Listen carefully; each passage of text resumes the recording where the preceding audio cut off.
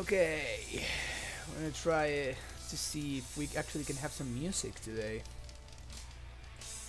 We got some Rush going on in the background. We're gonna be listening to moving pictures today. We'll see if it like makes for a pleasurable viewing experience, if it's like a little bit too much, or if it's um, just um, it gets in the way of me talking, or if it's if people don't like the music period, that could also be a thing. But Rush is awesome, so you should like it. um, I think we're good, right? Always whenever I start the stream it feels kind of like weird and like nothing is going on. um, I think I'm just gonna leave the same title and we're gonna go. Okay, what's up, Ikasi? How you going? Yeah, can you listen to the music all right? Is it not like making everything lag or any or stuff like that? Is it working all right?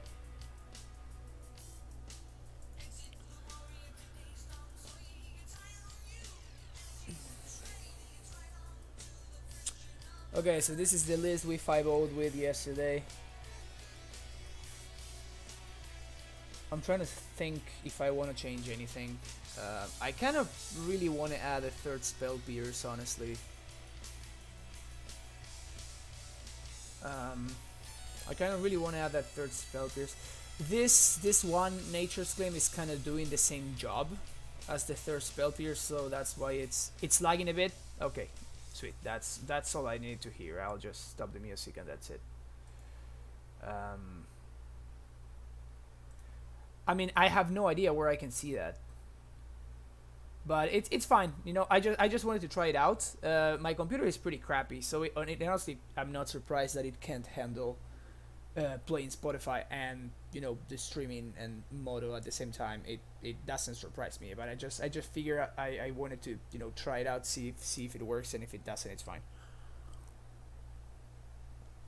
Um, I think I'm gonna run it back and see how things go.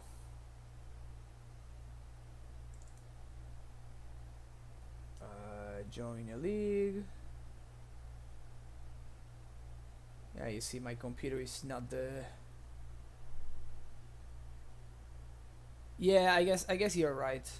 I guess you're right. If people want to watch the VODs later, music kind of mutes the audio, which kind of sucks. Okay. Um, Let me update that record, and we'll get started. We will get started.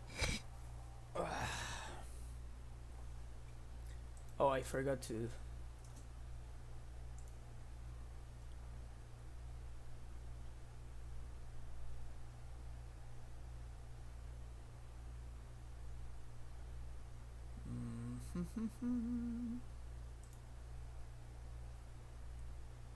uh, Ugh, that's an iffy hand. In most matchups, this is a mulligan in and of itself. It's got a prime time. This hand needs. This hand just needs too much stuff, though. It just needs too many lands. I think we're gonna mulligan.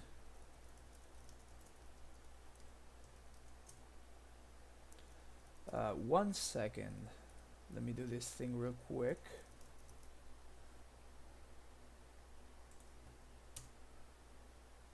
There we go. Okay. Now we're good. Yes, I'm gonna mulligan this hand. It's a little bit. It's on the edge of being keepable, but this one is way better. Ha! Asusa number 3. No, thank you. But this is basically a Thoughtseize proof hand, which is pretty sweet.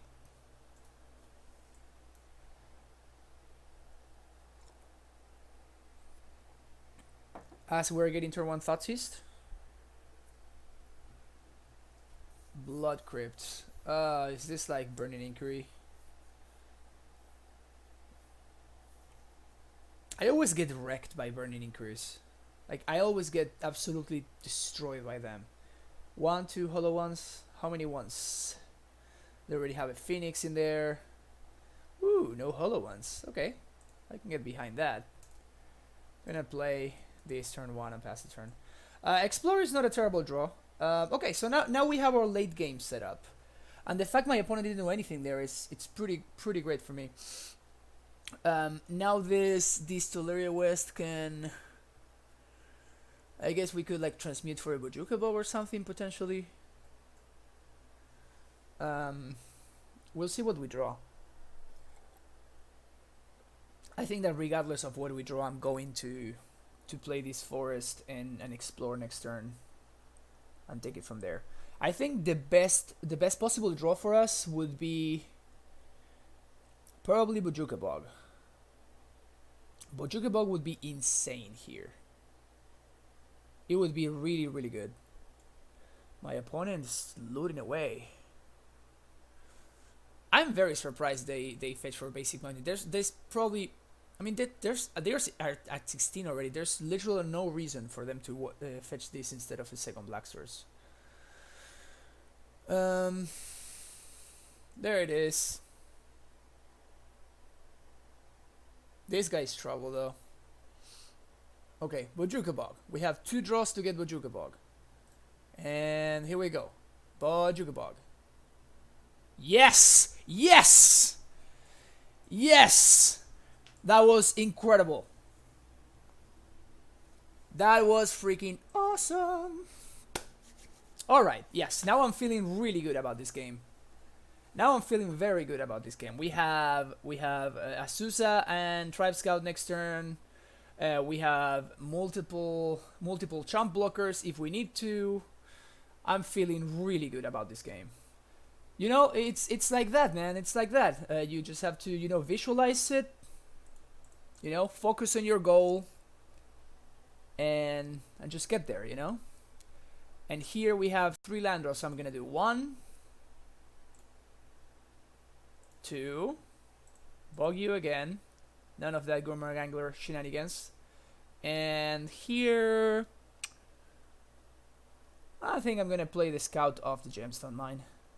I think the Gemstone Mine is a better land to be in play.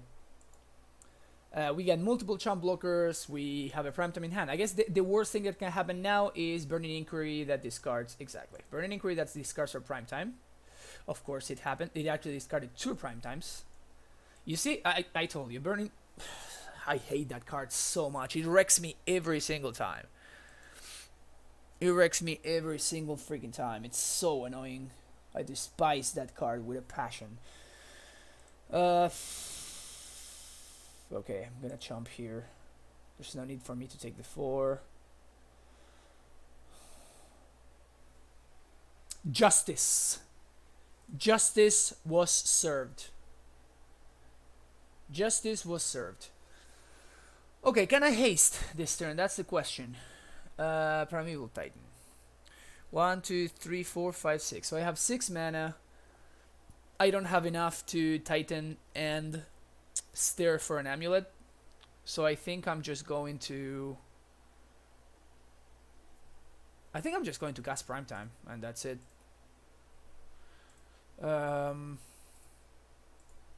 Yeah, I'll just do this. Again, I can bog them again if I want to. I just want to make sure I have enough green sources.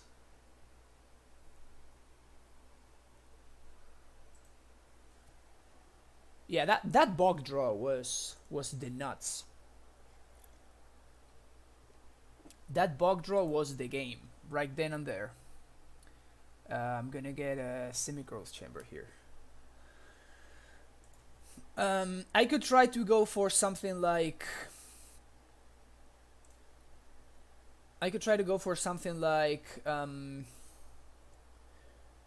you know, try to get Colony Garden or something like that, you know, but it's just like there's no reason. And my opponent doing that is just, yeah, that's great for me. I still have my land drop, so I'm just gonna play the bog and pass the turn. If my opponent attacks, I probably will not block. I think I could if I wanted to, but I just don't want to lose the tempo. There's basically no way that I'm dying from 16 here. And, you know, I don't want to risk losing my prime time to a bolt. And there's really no reason for me to risk it at all. So it's just fine. If my opponent was to kill the Azusa though, that was a good timing to do it. I doubt that my opponent is going to attack with that hollow one though. Wow, this bog was was the MVP. Look at this. This is all the stuff that we exiled multiple Flameweak Phoenixes, and we exiled like multiple Faithless Lootings. Jeez, that was sweet. That was super sweet. Just gotta believe, you know? Just gotta believe. Is this game over? This is very close to game over if it's not game over. Yeah, this is just game over here. 6, 12.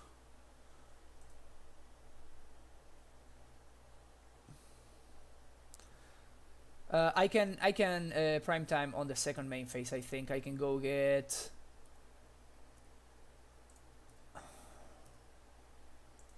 I can go get Sunhome and Simic Growth. Yeah, my opponent just saw the line. It just didn't matter at that point. They were just very dead. Okay, so that was sweet. That was awesome. That's how we want this match to play out. Tormod script, I'm not sure it's good enough, honestly. I think these lists are not running Blood Moons anymore, right? I don't think they are. So I'm just gonna side out the Ghost Quarter. If they were still running Blood Moon, I would side out the Cavern of Souls, because you know, Ghost Quarter can you can Ghost Quarter yourself and be able to go get a basic. But since the lists are not running Blood Moon really anymore, I'm not going to do that. Explosives is terrible. Ballista is also pretty bad. So I probably want that over. I probably want I want Hornet Queen. I mean over Ballista. Hornet Queen, it just buys time, but their stupid threats, they just keep coming back. So it's actually not the end all be all, you know, because they just hold back a Hollow One or a Gurma Gangler or something like that, and they just start coming in with the Phoenixes and the Bloodghasts, you know. And it comes to a point where you are just forced to chomp with Hornet Queen tokens, and once they're through with all the tokens, that's when they start attacking with their big dudes. So Hornet Queen is not as good as it is against, you know, something like Humans or Affinity, where they are just like actually forced to send real cards into them. You know, they're forced to, like, you know, basically chump attack their way through. The only card that I'm also considering is Nature's Flame. This destroys Hollow Ones. It also destroys, you know, potential Blood Moons. Since I'm not expecting them to be playing Blood Moons, I'm not gonna bring it in. We'll see if I want to change something for game 3. But this looks pretty good for me, so I'm gonna go with this. Okay, stealing game 1 against Hollow One is huge. Usually game 1 is when they do like their stupid thing and they, you know, just run you over basically. So this hand is pretty slow, but it's just like, we're gonna get Inquiry anyway, so it doesn't really matter what I keep. I just want to keep a 7 card hand. And if we happen to like steer into something like again Bojuke Bog or what's his name, or an Amulet maybe, that could also be sweet. We are on the draw though, so bounce lands are not great. There it is.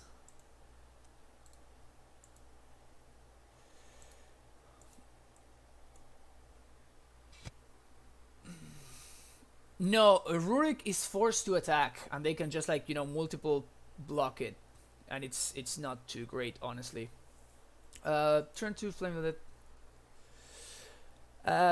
Yes, they often don't inquiry you, but it's just like one of those things that I've just kept a lot of hands that were like six or fives, because my sevens were bad, and then I just got wrecked. Andrea, how's it going, dude? TwitchCon 2018. I don't even know what that is. You have like a little badge thingy. Oh, is that because you're going to TwitchCon? They just give you that little badge thing. Good, dude. We're just running some Amulet. We've been actually doing quite well with it in the past couple of streams.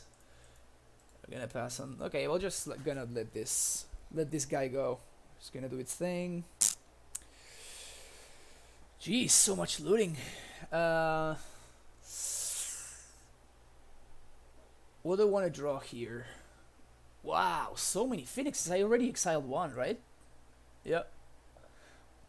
My opponent just casually has like 3 phoenixes. Attacking for 6. Yeah, my hand is awful. I was expecting them to, do some kind of like stupid shenanigans with Burning Inquiry and ended up with a really slow hand. If I manage to draw a Vesuva, I think I can buy enough time. But I need to draw a Vesuva this turn to copy my own bog and then, take it from there. But the way things panned out, yes, this is awful. Next turn, the 2 Phoenixes are coming back. Yeah, we're in a terrible spot. Saying that we're in a terrible spot actually is putting it lightly. Explorer would be nice. Azusa would be nice. Explorer would have been nice that turn. Now both Phoenixes are in play, so yeah. Now we're dead. It just feels bad. I usually don't like bringing in any sweepers against this deck because their things just come back over and over and over again, and usually what I want to be dealing with is we're dead. Okay, we're gonna try this again. Hopefully we can have a better draw this time. I think I understand that my hand was a sketch. Okay, I don't want people to believe that I kept a good hand because that was a terrible hand. But it's one of those things that every time I play this matchup, it's just like I'm still trying to figure out how to what's the best course of action, because I just get wrecked every time. I wonder if Tormod script is worth it. Maybe on the draw it is worth it, and on the play it's not. Because as you can see, I bogged them, and they just, it took them like 1 turn to get going again, and they discarded 2 more Phoenixes, and they beat me anyway. So it's like, Crypt is 1. I think I'm going to keep this. My opponent did not show me any Blood Moons or any stuff like that, so I'm not going to bring in the Nature's Claim. And yes, I agree that I'm frustrated with the matchup. I have an awful record against this deck. People are saying, no, it's a 50-50 matchup, and I think I am like... Not even kidding. Oh, this hand is excellent, by the way. This is the kind of hand that we want to keep. I think I'm not kidding, like 5-15 or something like that. It's pretty absurd. Like I lose a lot to this stupid deck.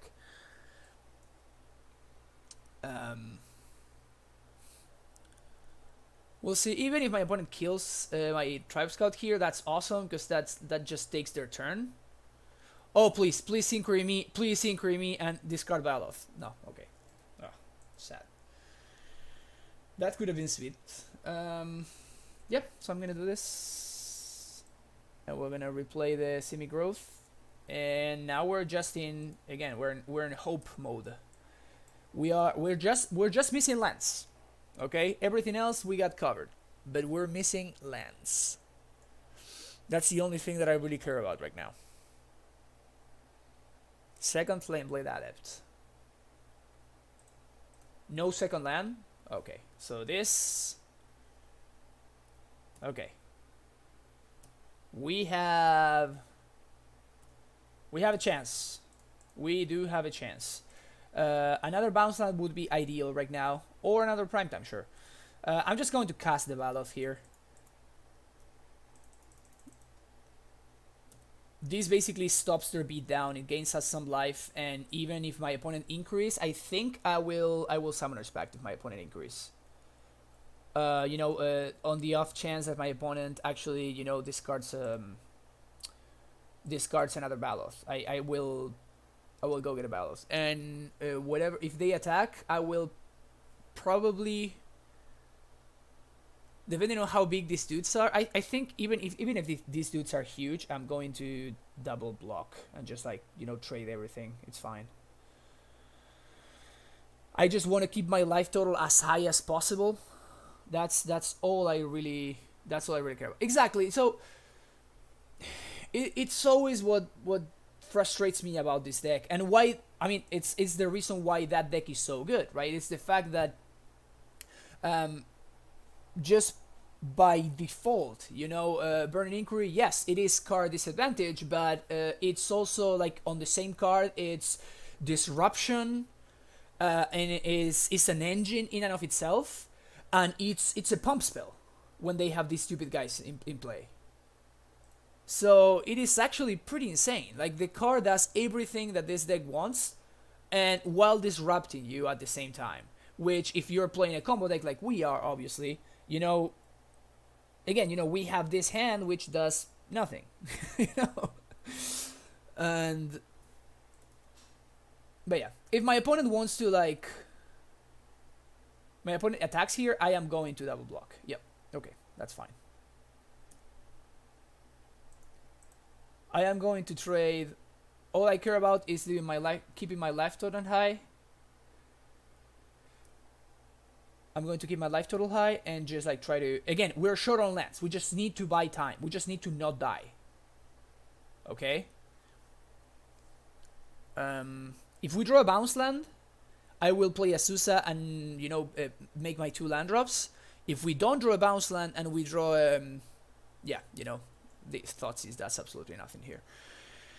I'm going to pact for a Baloth and just play the Baloth. Again, I want to leave my life total high. I want to have a blocker for their stupid blood gases so they cannot attack me for free.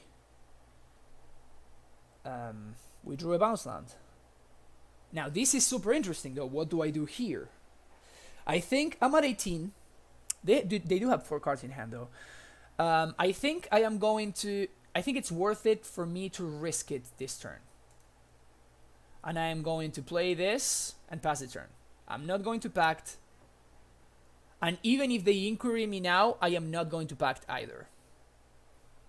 Because now all I care about is making it to 6 mana and cast a primetime. Usually primetime is game over. You're kidding me that they have the... Okay, flashback looting is a pretty good... Okay, that's pretty good for us. So I'm going to take 3. They already play the land, so I can't take more than 3, 7. Taking 7 is good. It's fine. Oh yeah. You know it is prime time. You know it is prime time. So everybody's coming in. I take 7, go to 11. Oh, I just naturally draw it. That's even better, because now we get to basically double prime time. So they have both a Ghast and a Phoenix in the yard, so I'm going to go get... I'm going to get Colony Garden, and I'm going to get a Bojuka Bog, because Bojuka Bog is amazing in this matchup. I could also get Radiant Fountain, but I won't... I mean, it's effectively the same thing. It's gaining 2, but getting Colony Garden also allows me to double block the Adept, if the Adept is the one that gets out of hand. My opponent knows that my hand is amazing. It's just, 3 pacts. And we're about to go.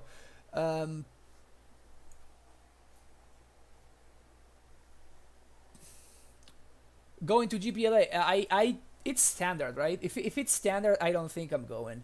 I might if I'm not working that weekend, I might go, to play like side events and stuff, and just to hang out mostly. But if the main event is standard, it's just way too expensive to play a format that I do not enjoy at all. Do you attack here? I guess my opponent says yes is the answer. Okay. They played it land already, which I don't understand. I don't understand why they would play land there. Maybe they have like another Street Wraith. That would be the 4th Street Wraith and an Bolt.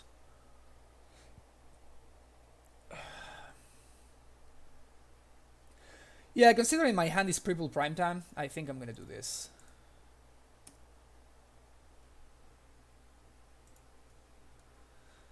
Yeah, it's been a while, man. I mean, I go to like at ease, like very, very, very, very sporadically, like once every, couple of months or something. Wow, that's right, Squirmit. It's been a while, man. Nice to see you again. Okay, 1, 2, 3, 4, 5, 6. So we can attack and haste a prime time, so that's lethal. So this game is over. 1, 2, blah blah blah. Yes. Stronghold and like semi-gross chamber, I guess. Stronghold, play it, haste, go to combat.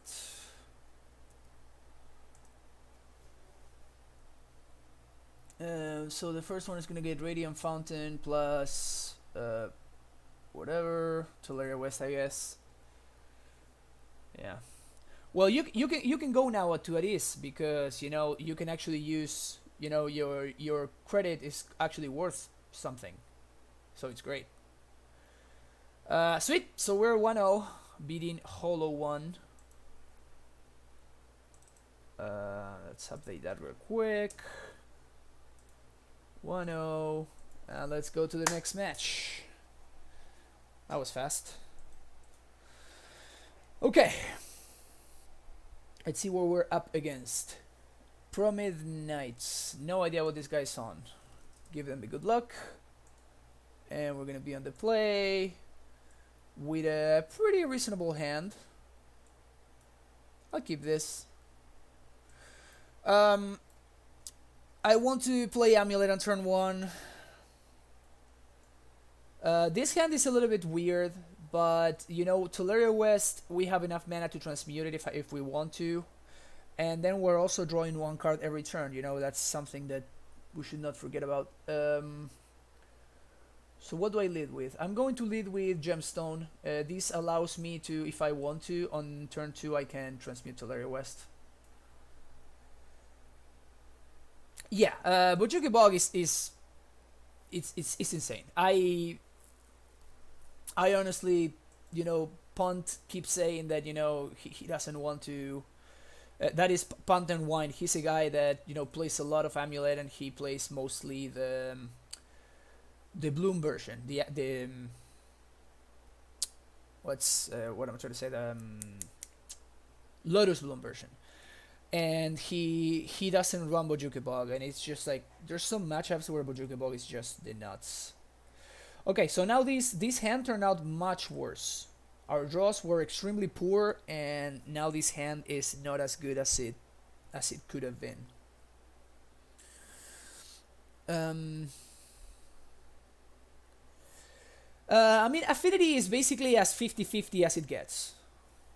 When they have a start like this is somewhat beatable. But sometimes, I mean, this is awkward now. We actually have our haste land in hand, and we're actually on a super slow draw.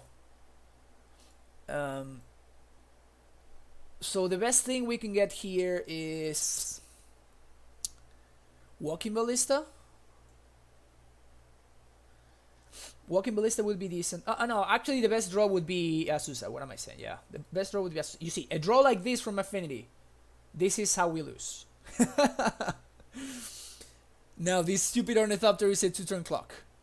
And this is how we lose. And we just lost. We gain 2. And my opponent has a 12-2 in play. Yep, so there's that. Double cranial plating. Turn 4 kill on a multi 6. That's how we lose. Alright, there's no need to low roll this. My opponent knows I'm dead. Wow, that's interesting actually. I don't think it changes anything for me, but that's interesting to see. Dismembers, yes. Abrades and this, yes. Hornet Queen, yes. Nature's Claim, yes. Explosives, yes. I do not want that. I do not want Bajuka Bog. I do not want... I am going to cut some amount of Summoner's Pact, because a lot of times the tempo loss is not something that we can afford. We can take out a couple of Explorers. We can take out one Azusa. And probably one Primetime. But this is looking better.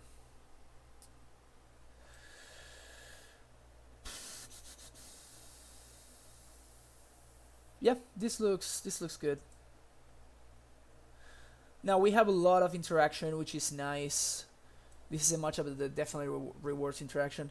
Baloth is also an option, but I don't really like it. It doesn't block anything except for it chumps basically. Yeah, sometimes in matchups that are like this, you can actually cut 1 or 2 Primetimes. Honestly, no, I want to keep all my steerings, because steerings can also get both Ballista and Explosive, which are amazing here. And I can even get Prosthetic Return, which is also interesting. Yeah, I mean, I guess the useful information you can get from Affinity is like whether they have a Karn or they have something like... Oh, there's Mountain 1. We were just talking about how you don't run Bojuka Bog, and I think Bojuka Bog is insane and should be like always a main deck card. But I was also explaining that you run the Bloom version, which is very different. But yeah. So that was a rough game 1. It also it looked promising at first, but you know, our draws were extremely poor. And yep, that was it. Okay. These harns are just so painful. If this were any non-bounce land, I would keep this, but I just can't keep a hand like that against Affinity. Okay. Risky hand it is. Fortunately, my opponent also mulliganed to 6.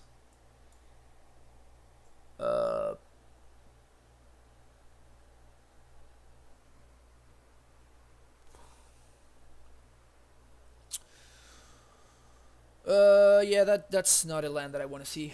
I want to see bounce lands. I want to see they put a card on the bottom.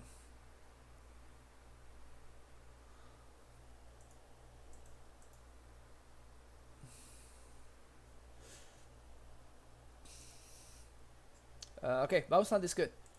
No, that's fine. I was gonna say that maybe I should have gotten the Gruul Turf there, because that would allow me to... What? Did my opponent just skip through their turn? And that's a good draw, by the way, in case you guys were wondering. Play this, pass the turn.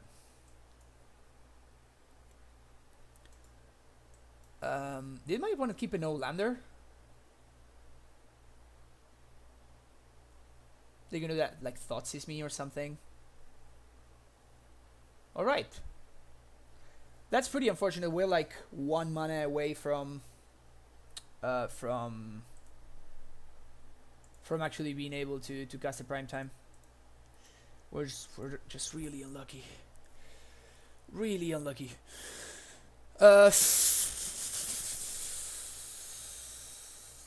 can transmute this turn. Do I want to transmute for anything? I could probably like transmute for a second bounce land, because I want to develop my mana and I want to guarantee that even if this Azusa dies this turn, that I get to. I think I'm gonna do that.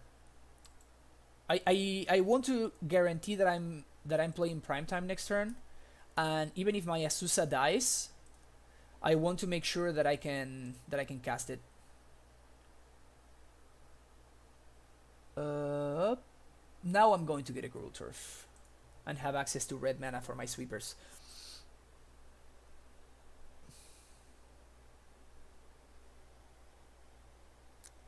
Bolt Scourge is fine.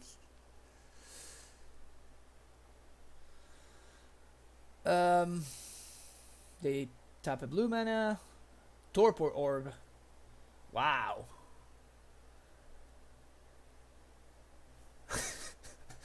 Wow, I hadn't seen this card in, let's say, a long time. I kind of want to say years. It probably actually is years. Let's say it's not, that card is not gonna do much. It's gonna stop my ETB trigger, but then with my attack trigger, I'm going to go get an explosives. I'm gonna pop it on 2. I'm gonna kill both of their things, and then I'm going to, you know, Summoner's Packet and get another primetime, or I can go get Rex Sage, or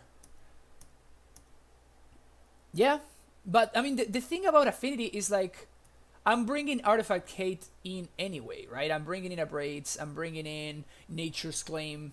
So all of these artifacts, you know, artifact-based hate is not really that effective. So they are playing Galvanic Blast. Jeez. Okay.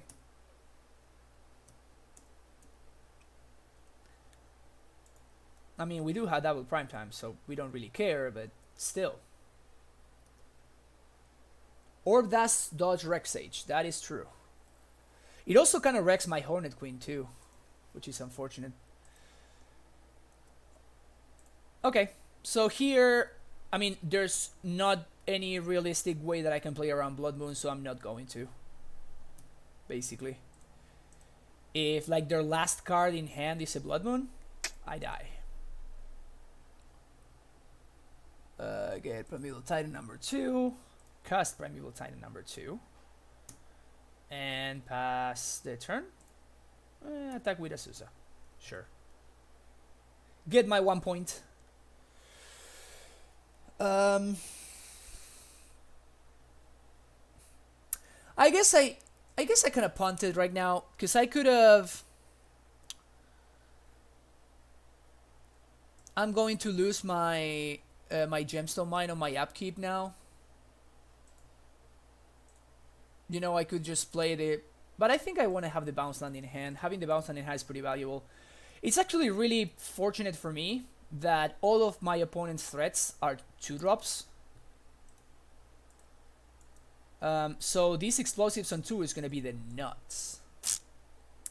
And yes, I would like to not, or I can just draw the explosives on 2, you know? Just naturally draw it, no big deal. And this should be a concession explosives.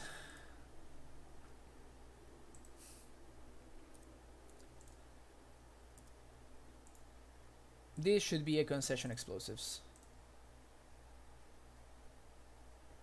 And I'm playing around Spell Pierce as well. Boop. Just a casual 4/1. No big deal. Yep. Concession explosive it was. I'm actually pretty intrigued by my opponent's keep. That was a weird keep right there.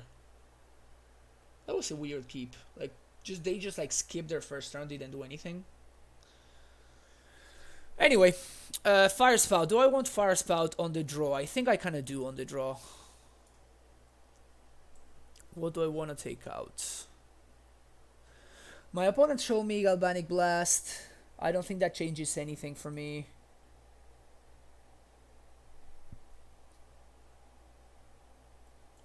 Maybe Fire Spout over an Explore.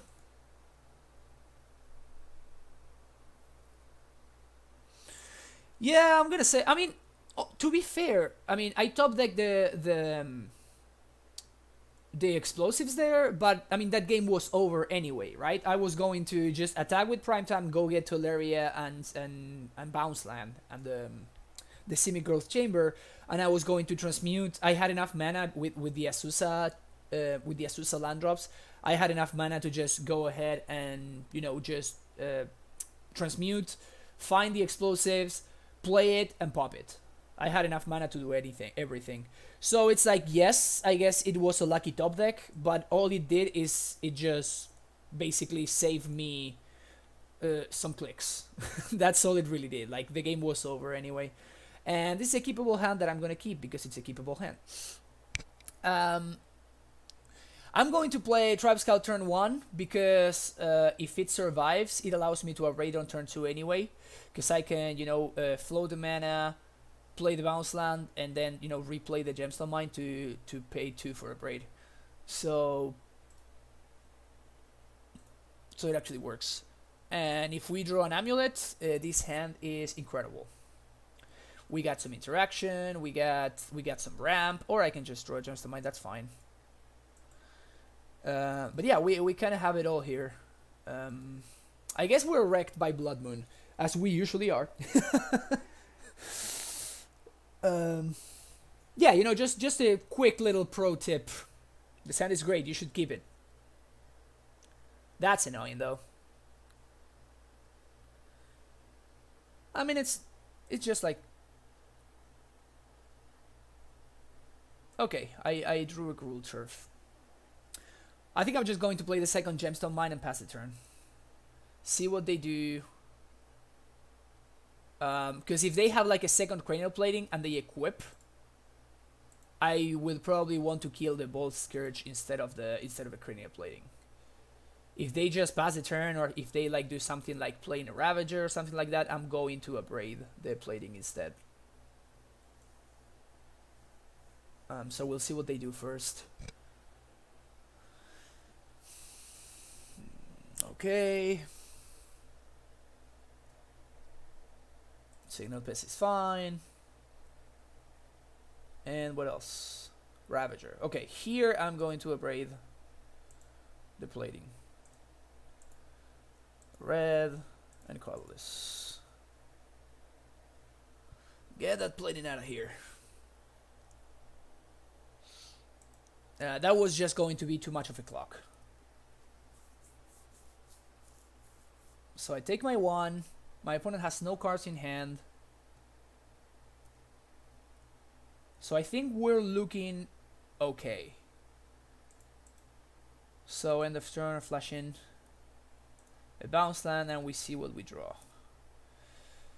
We can transmute this turn if we want, or we can play Asusa. What do I want to do? I can transmute for... transmitting for Ballista is pretty spicy.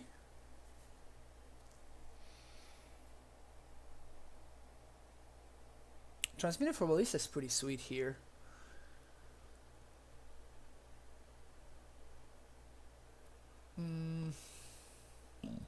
I was also thinking of transmuting for explosives, which we can play on 2. But the problem with that is that, they just put everything on the Signal Pest, and they still have like a somewhat reasonable clock.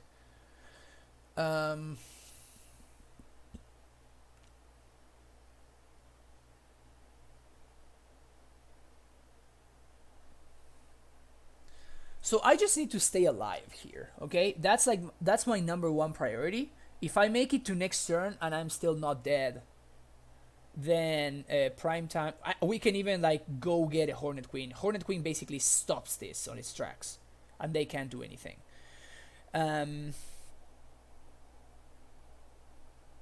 Because of that, I think I'm just going to play the Asusa and just max ramp.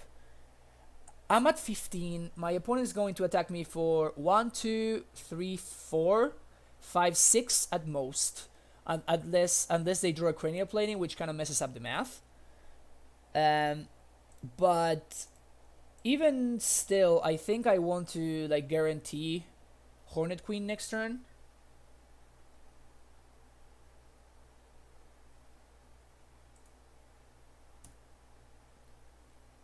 So I'm going to hold the Tolaria West in hand, and we will see what my opponent does. Sorry, I'm going to keep the Tolaria West in hand, not the Hornet Queen. And next turn we'll see whether we want to pact for a prime time or we want to just, you know, pact for Hornet Queen. The thing about Hornet Queen is that Whip Flare kind of wrecks us. But you know, if they play like a Torpor Orb or something, then I'm of course not gonna want to, you know, get a Hornet Queen.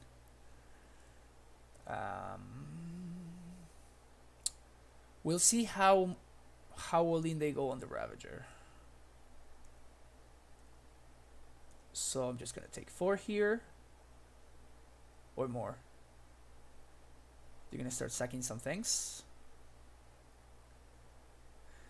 Maybe I could have blocked the Ravager. Yeah, that's what I was thinking. Maybe I should have chomped the Ravager. Maybe that was a mistake.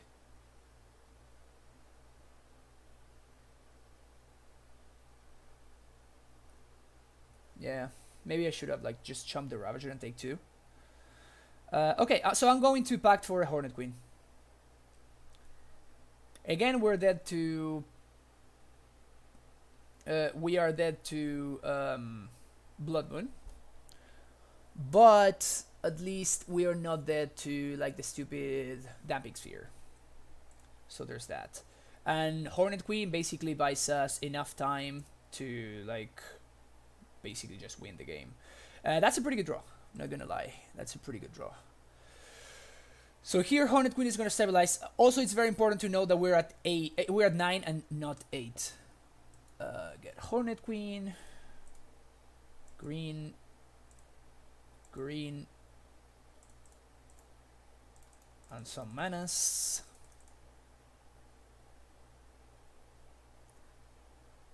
There we go. And this turf is going to bounce the Tolaria West. But I can do that at instant speed with 5 scouts, so it's no big deal. Okay, so it looks like we have stabilized.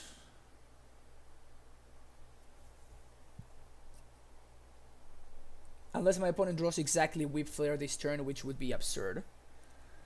But this is gonna buy us a ton of time. And when we get a ton of time, we usually win the game. So that's good for us. So we're gonna pay for our pact.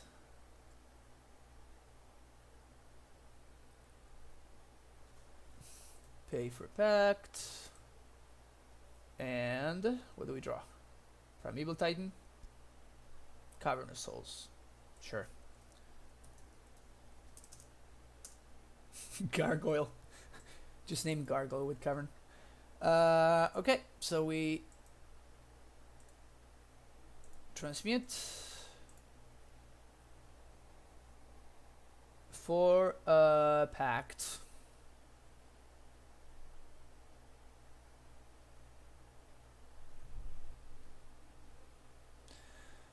Why flash the land end of turn? Honestly, cause you know there's no, I didn't have a Titan this turn because I had to pay for my pact. So I didn't have a Titan next turn.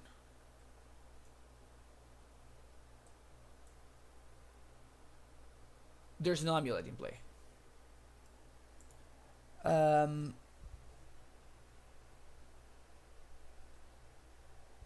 I think I'm going to attack with like Hornet Queen. Basically because there's... I think I'm fine. There's no reason for me not to. I can chomp if like he kills one of my insects. I can like chomp the Ravager and then do something else. So Hornet Queen is gonna get frisky, coming in for 2. Next turn we do have a prime time. In fact, we do have a hasty prime time, which is very angry. Yep, my opponent just cannot get through Hornet Queen. And this is why you run Hornet Queen. Some people were talking about running Atarka instead of Hornet Queen. Atarka would have just made a huge Ravager. I guess that it would also be an 8/8, so there's also that. But Hornet Queen stabilizes board state like no other card. It just comes down and it's like bloop. Can you deal with this? Nope. Okay. You just gave me time. All I want to do is just gain time. Again, the Atarka clock, it's not really relevant because in the end all you want to do is just, you know, be resolving prime times. Okay, so all you want to do is gain the most amount of time possible. And Atarka against something like a Tarmogoyf is not too great. Hornet Queen against a Tarmogoyf, pretty good. Pretty good card. Okay, so we're on a tear.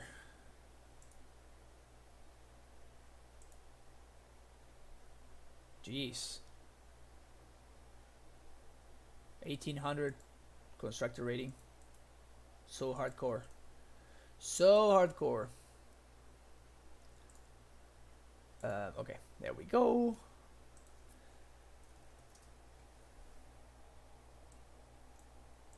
So we have an Azusa, we have an Amulet, we have a Primetime. Keep. We have a Bounce Land too. Good hand is good.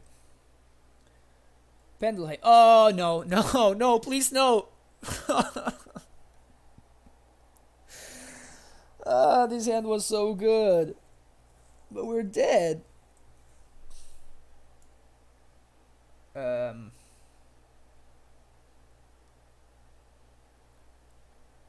going to play Gemstone Mine here because I want to next turn potentially Steerings into a Colony Garden, which would buy me basically one attack step. We're super dead though. This is, in the current modern format, this is far and away our worst matchup. Like really far and away.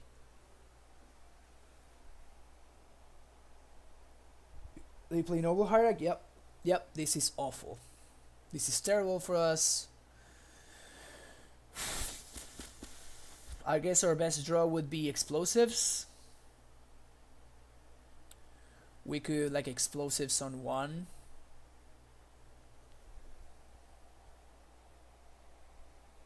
So they come in for 3. We need a chump blocker because I would say that we are guaranteed dead next turn. So even though it feels like a terrible, like an awful play, I think I'm kind of forced into pacting for Azusa here. That's actually a pretty good draw right there. That is a pretty good draw right there. Okay, so how do I want to sequence this? I think what I want to do is I want to start on Steerings, which will hopefully find me, again, Colony Garden is our best draw here, okay? So that's a card that we want to find, because the Colony enables us to, okay, we did not find Colony. So I'm gonna get the basic Forest, and yeah, I'm just gonna play the Tribe Scout, and poor Scout is just gonna be a champ blocker. Because I am snap blocking this turn, because I would say that we are over 95% dead. It is extremely likely that my opponent has the kill here. So I am chumping. And next turn we can make it up to 5 mana, which is really unfortunate.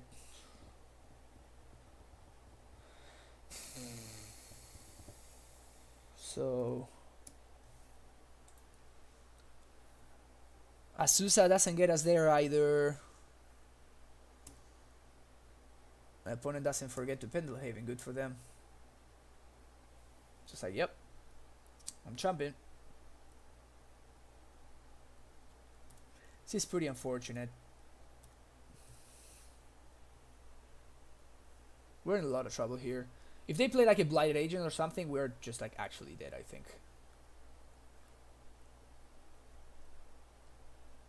Oh, second Glistener off. Yeah, now we're dead. Explosives on 1. Explosives on 1. Explosives on 1.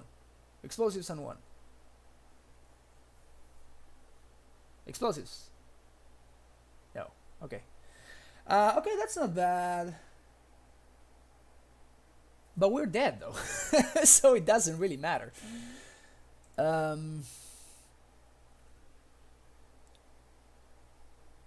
We're dead here. I mean, this draw enables prime time next turn, so there's that. But I still think.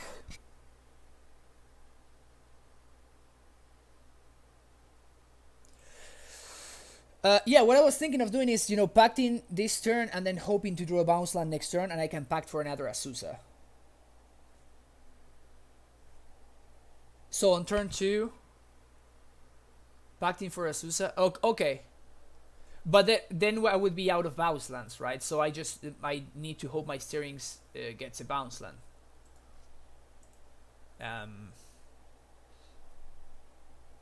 Anyway, I'm feeling pretty dead here. My opponent goes get a reading pool. But yeah, that makes sense too. Just so I have 2 dudes in play. But then, the Tribe Scout has to jump in front of the Glisten Elf. Okay. Okay, this is good news, because they did not play a land to enable... Okay, let's think now. So this is 1-2 already. This is +1, that's 6, so any +4 kills me, yeah. So I am forced to chump. I am forced to chump one of these 2 guys.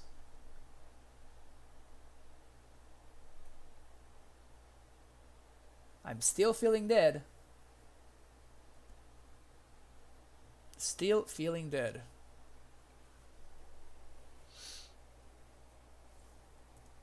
This is good for us though.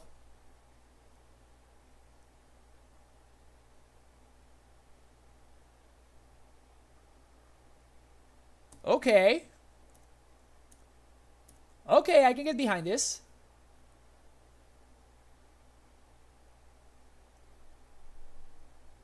Blighted Agent, okay. That's rough. That's very rough. Okay. Summoner's Pact.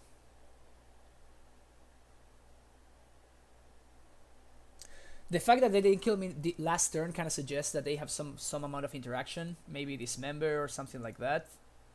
Which is pretty bad for me. But you know what can I do really, right?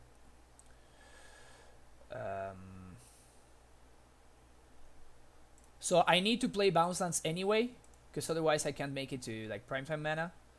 So I'm just going to do this. Hope that they don't have Dismember. Please don't have Dismember. They don't have Dismember. Okay. Boom. Okay. Green.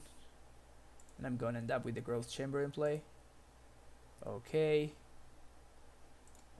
So now I think that they're just gonna kill us with the Blighted Agent, right? So I have no more Azusa land drops. I cannot transmute for any amount of ramp or anything. So I guess I'm just attacking. I'm just attacking, and then my only forms of interaction are like Ghost Squatter and Bojuka Bog. So I'm going to get Ghost Squatter and Bojuka Bog, I think.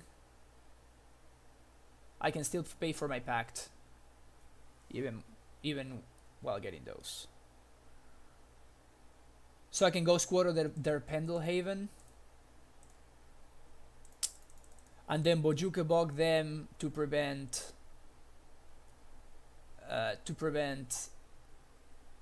Aloha.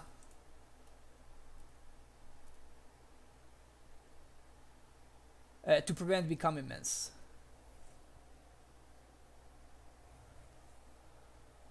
So Pendelhaven is like 1, 2. I mean, I'm still dead to any +4 anyway, right? Or 2 +1s. It doesn't matter. I cannot transmute post combat, and even if I could have, instead of attack, I could have just transmuted for a pact, but then I actually have to pay for one pact already, so I wouldn't have enough mana to pay for both, so I would die anyway. So yep, we're just dead here.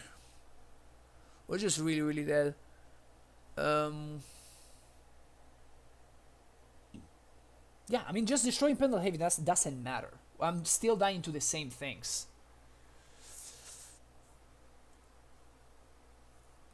Watching from the 9 to 5 job screen seconds. uh, I guess I'm getting bog to like to make become immense less likely, and like another green source, I guess. Teleria West, so I can transmit for explosives next turn, maybe.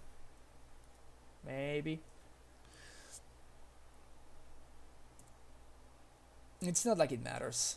Okay, so I'm going to F6. And we got nothing. So this is it, opponent.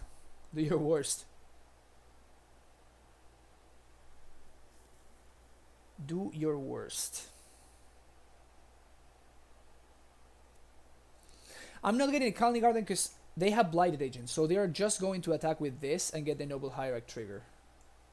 You're not going to attack with Glistener Elves. So it doesn't make much sense for me to get that. 2-4, yeah, we don't have enough to pay for a pact, so we can't even represent a pact.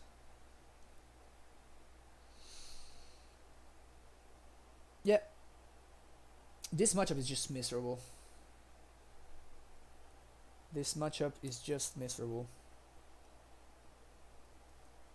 Not much we can do. You see, Blighted Agent comes alone.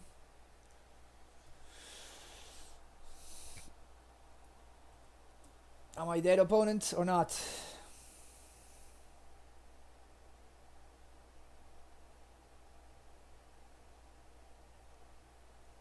Guess I will start with Blossoming Defense plus something else. Blossoming Defense? No, Grand Swirl. Any +2 kills me. Yep, there it is. Womp womp. Alright, we're dead.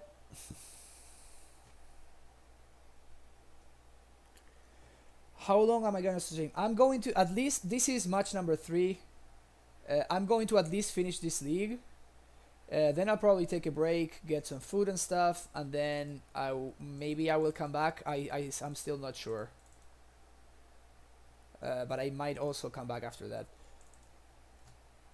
Okay, good cards.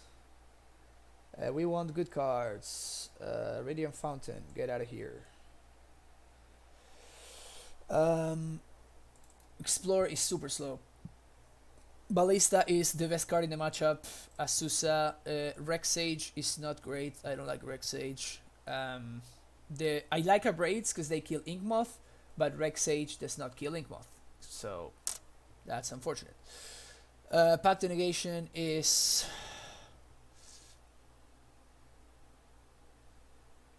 yeah, for sure. What time do you wanna do it?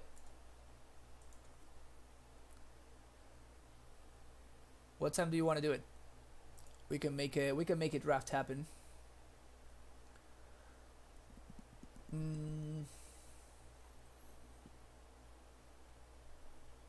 Maybe Rurik is just not good enough. I kind of like him because he blocks Inkmoth, but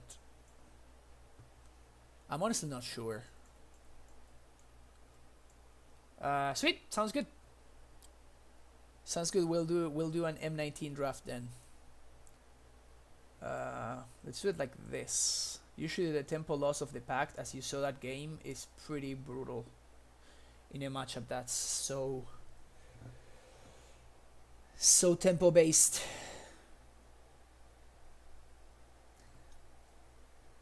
All right. Let's see.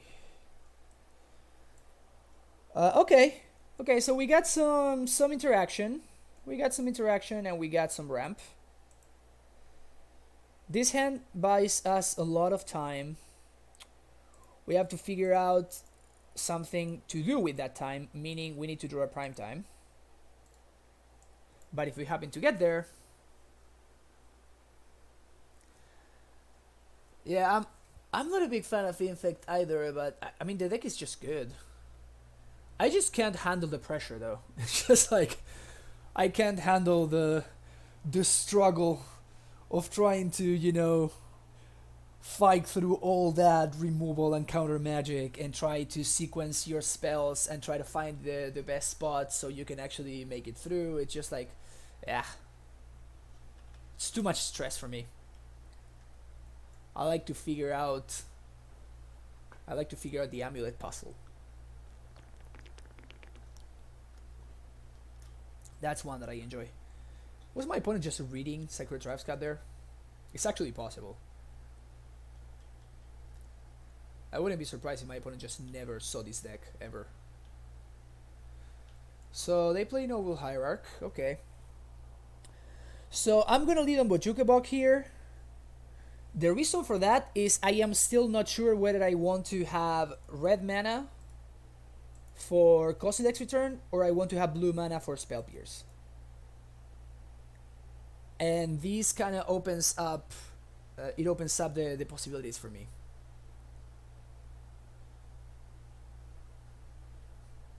Spellskite. Okay. That's fine.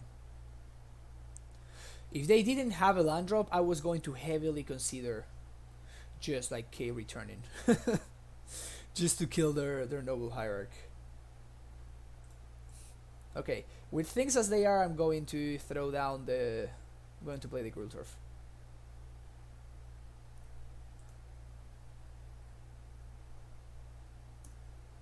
Okay. We're in trouble now. I mean, we still have time, right? Because we are not... my opponent does not have any Infect threats yet. But this is nice. This is an untapped blue source, which will enable us to, you know, Spell Pierce whatever they might have.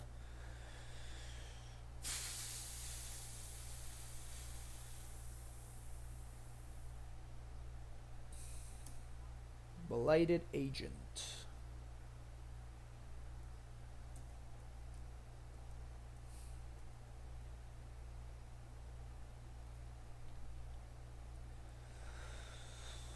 Okay, I think end of turn I'm going to flash in the cavern, name Giant, and now I'm going to have both red and blue mana. That's a nice draw right there. Okay, change of plans. Change of plans. I want to have blue mana up, so I'm going to do explosives on 2. That was a real nice draw. That was a really, really nice draw right there.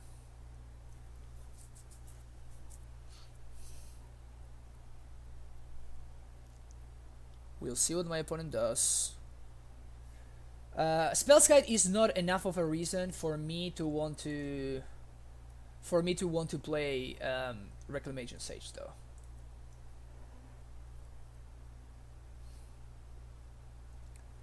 So now we have mana to evolve explosives if we need to. I'm going to see what my opponent does. But if my opponent just attacks with Blighted Agent and you know, just comes in for 2, I'm going to let it go. Because that gives me tempo. Okay, I'm going to just take 2 and let them go to the second main phase. Because if they have a second Blighted Agent, they cannot play it this turn. So it's not too much of a hassle for me to hold up the 2 mana. Again, I have just a lot of lands. So I think I'm willing to take 2 Infect damage if it means that I'm going to stop my opponent. I might also, actually I might even not pop it right now. If they just come in for 2, I might just like pass the turn without popping Engineer Explosives. So I take my 2. My opponent plays Southern Other Land. Yep, I'm just not going to pop my explosives. Flashing Gemstone Mine. Go from there. I seriously doubt my opponent is playing anything like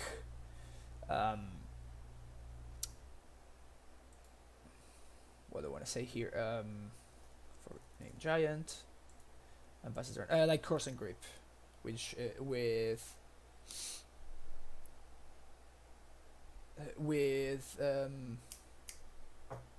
Split Second. There we go. I am not going to play around Cross and Grip. Not in Modern, at least.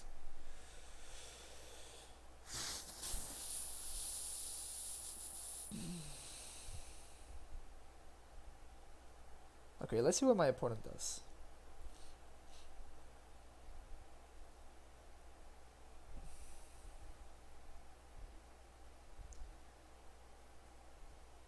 We have entered the Hope we draw Primetime stage of the game. And we are just basically waiting. We're just waiting for Tolaria West would be nice. Of course, Primeval Titan or Summoner's Pact. Any of those, I think, are likely-ish to get us there. Second Noble Hierarch. Okay.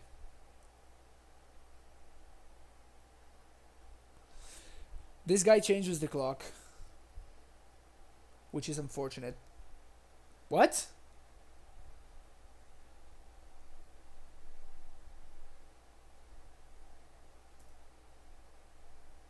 Okay, sure. Are you telling me they have like enough damage? There's no way they have enough damage.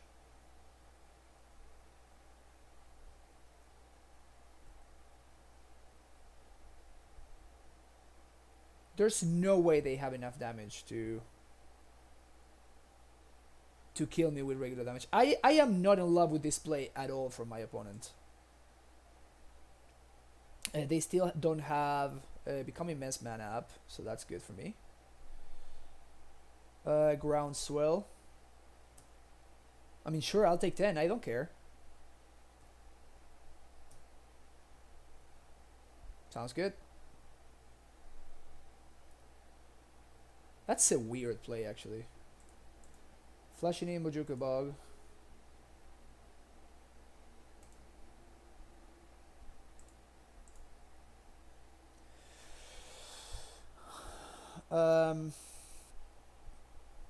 There we go. Okay.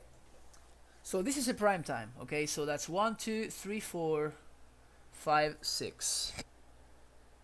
That leaves me with... This is white mana, so I can haste the Primeval Titan. But if I do that, I cannot hold up. I cannot hold up neither explosives nor Gruul Turf. So what I'm gonna do here is I'm just going to Pact for a prime time, cast it, and then do nothing. I'm going to get, I guess, Colony Garden, so I can chump the Noble Hierarch. And like a bounce land or something. No, not that one. This one. And we might actually be in a good spot here. I think, actually, never mind. We're in a great spot here.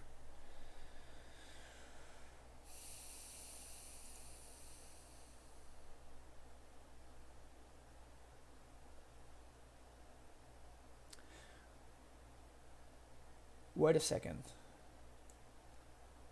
I think I can actually wipe his board. I can wipe his board, but I kind of get wrecked by mutagenic growth. So I'm just going to do the conservative play. Just get a Tolaria West and a Boros Garrison. Or a Celestian Sanctuary, I guess.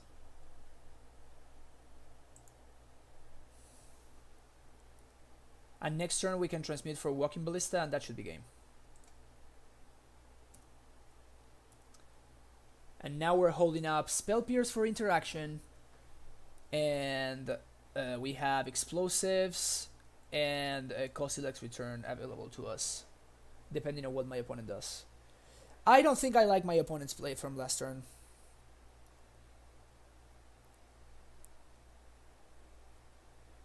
And this turn I am chumping with Sakura Tribe Scout because, you know, it is Let's just yield to these guys. Because I'm carry turning anyway, right? So I want to make sure that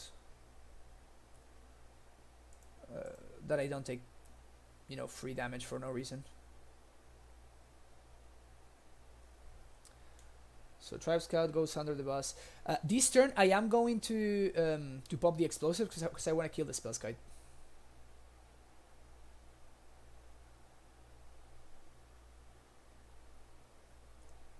Yeah, that's what I'm trying to do. I'm trying to set up for Ballista. But if I want to set up for Ballista, I need to kill the Spell Kite.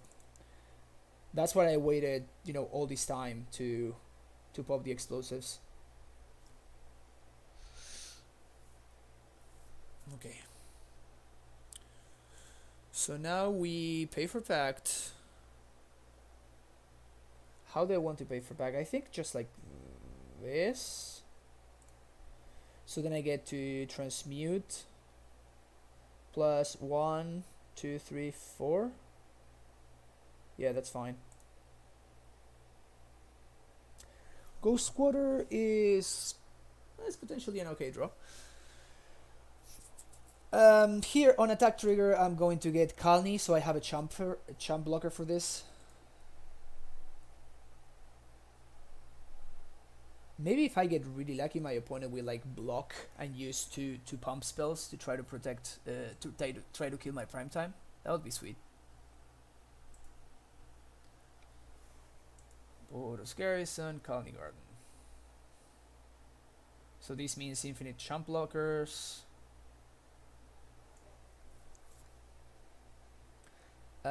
Because of how awkward their hand has been, I am kinda suspecting that they have some amount of like, what's this card? Nature's Claim and stuff like that. So maybe Ballista is not just the end game. So that's why I want to be, you know, a little bit careful about that. But what I think I'm going to do is, yeah, this is what I thought my opponent was going to be doing, and that's why I didn't want to transmit for Ballista on the main phase. I think my opponent is going to block and try to like use some pump spells to try and kill my Noble Hierarch. Try to kill my Primeval Titan. If they do this, I think I let them. Vines kicked. That's fine.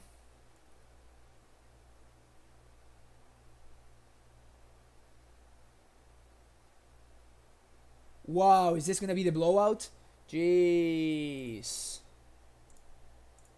The blowout.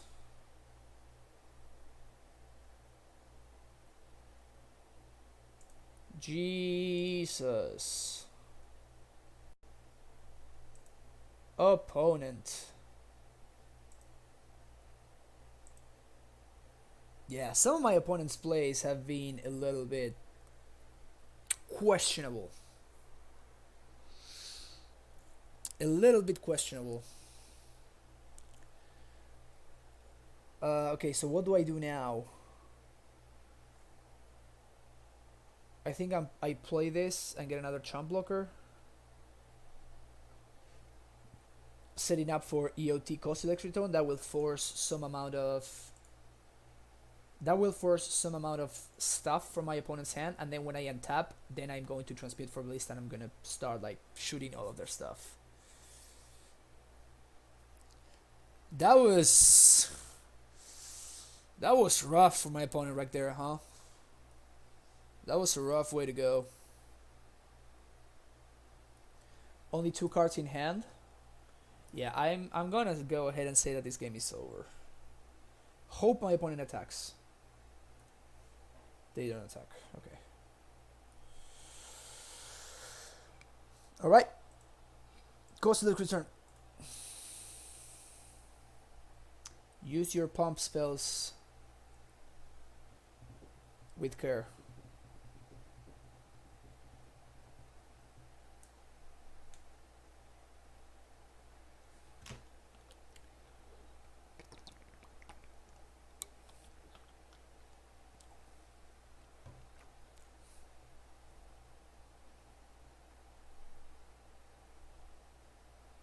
This is one of the reasons why I love the split between Costless Return and Fire Spout is just, it's hard for them to play around, and sometimes the instant speed is just so valuable.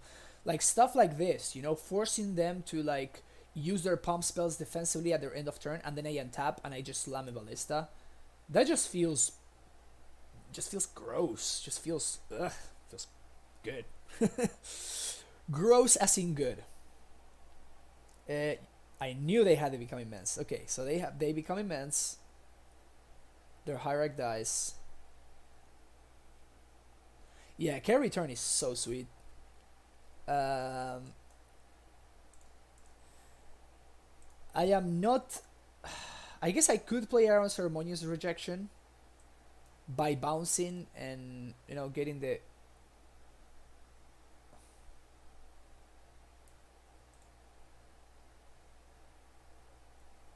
Are you kidding me? No, you cast an Eldrazi creature spell.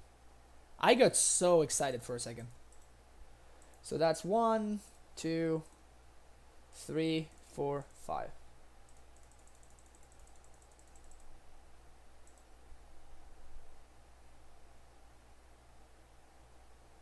Is this game over?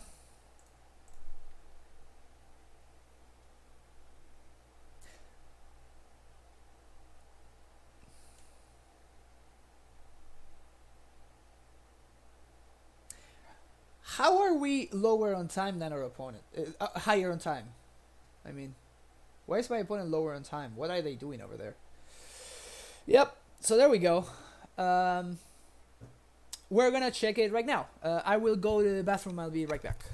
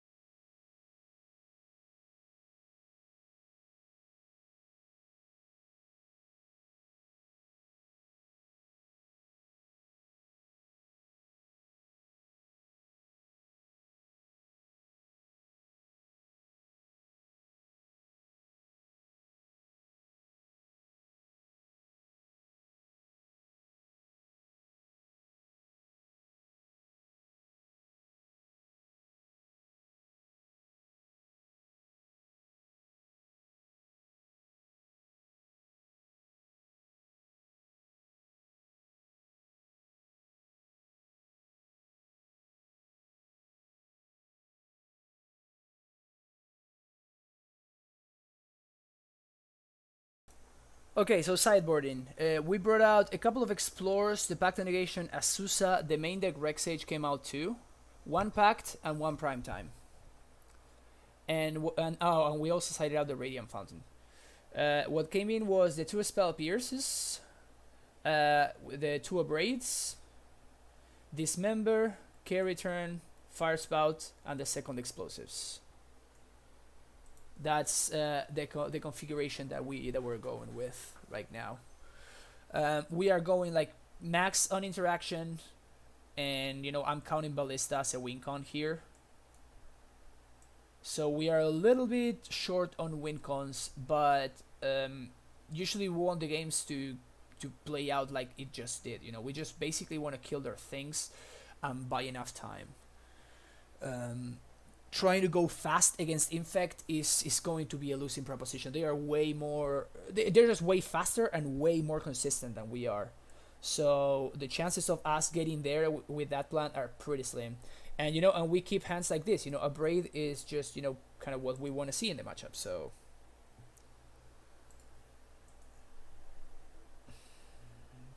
that's a solid draw. I guess I'll lead on Gemstone Mine now that I have like turn 1 interaction. I don't know what I would be countering though. Maybe when I keep my life total high.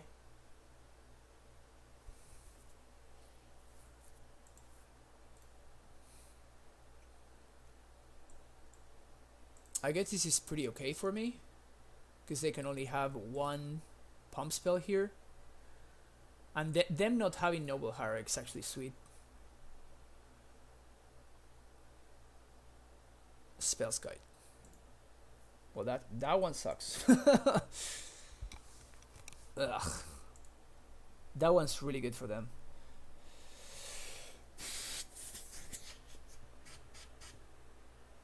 Now I am punished. Now I am severely punished. Because if I had led like I wanted to, if I had you know, before I drew the spell pierce, if I had led on Grove like I was going to, now I could actually, you know, just play Explore and play something else. With things as they are, I think I'm going to play the Ghost Squatter and pass. And I'm gonna be holding up 2 pieces of interaction.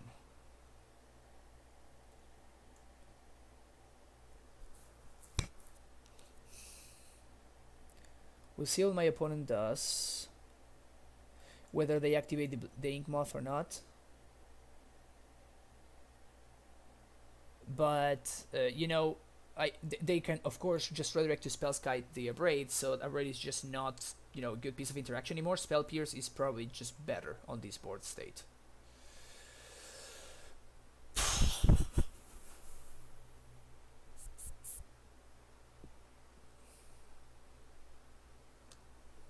LOL.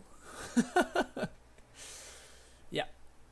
Sometimes this is actually one of the you know, good things about playing Amulet. It's like some people just have no idea how the deck works. Some people just have no idea. And you get, you know, you get possibilities like this, you know? Now my opponent is going to attack. I am going to Abrade the destroy target artifact on the Ink Moth, and if my opponent wants to kill their Spellskite, we get 2 free damage.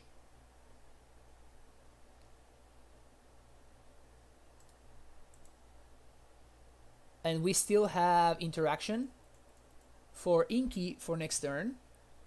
And my opponent basically just time walked themselves, right? Oh wow, they just let the Ink Moth go. Okay. I guess they saw this thing and they're like, oh, they just have interaction for me already. Okay, here is... and funny enough, this is not the first time that this happened to me playing Amulet. Against Boggles, this happens a surprising amount of the time. People just bringing in Grafdigger's Cage. I don't know, they just don't read my cards. At no point anything came into play from the graveyard or library. But you know what, I'll take it. Okay, so here I am basically trying to figure out whether I want to play Azusa or I want to play Explore. I think I want to play Azusa mostly because my opponent doesn't have a Noble Hierarch or anything like that, and Azusa basically forces action with the Glistener Elf. Okay, it forces a pump spell out of their hand. And now I'm gonna play Simic Growth and replay that. Replay the Gemstone Mine. We also have Spell Pierce to counter one of their pump spells and stuff.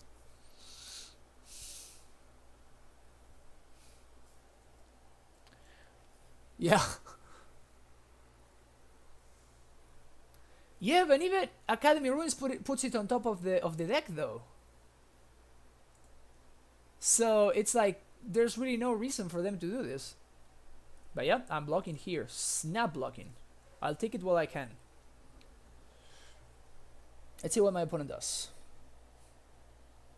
If they like Vines, and I just blow them up with Spell Pierce again, that would be sick.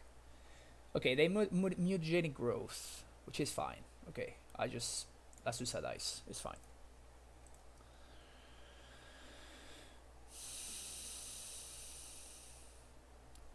Okay, so far so good though. Speaking of so far so good. Name Giant. Now that one was a good top deck. Okay, people were saying that I was lucky with my top decks. That one was a lucky top deck, okay? That might actually be it. His protection from Panglacial Worm. Nice. Yeah, they saw that I'm playing ramp and they're like, this guy is snapping that Pangolation Worm. That card is there, no questions about it. That's a thing. Guaranteed. I'm gonna get Colony Garden and Boros Garrison, I think. No, I want to get a second source, so next turn I can just like start taking it away with. So this is gonna be my chump blocker. And next turn, Ballista is gonna come down, and it's gonna be good for me. 1, 2, 3, 4, 5. Okay.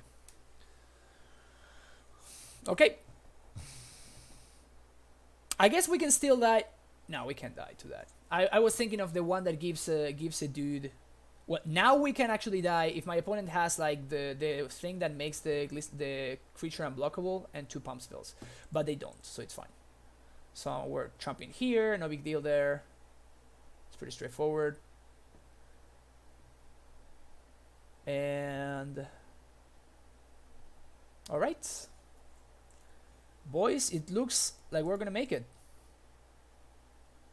Definitely looks like we're gonna make it. Prime time coming in again. Now I am for sure going to go get Tolaria West plus Bounce Land, because we saw that my opponent did the Noble Hierarch block plus try to kill my prime time. So I want to make sure that that doesn't work out for them. What I mean by that is that even if they do that, I still have like another Titan coming up.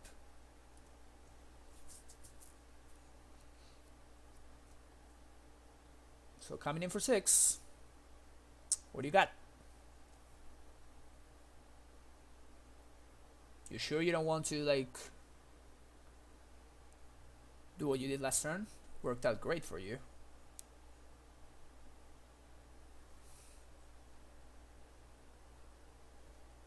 Still 2 minutes ahead of my opponent.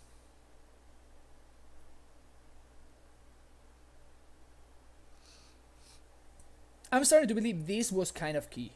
I really want to see what card they took out in order to bring in Grafdigger's Cage.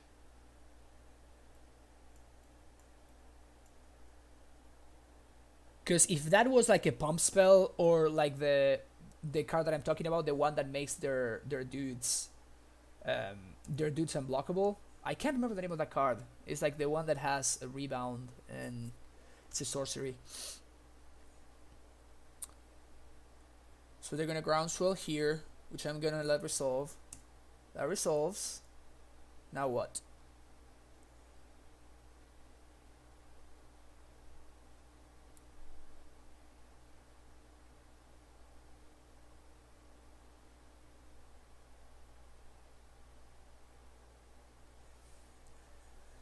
I just want to say Spell Pierce MVP.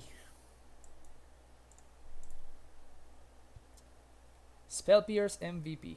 Distortion Strike, thank you. That's the card I'm talking about.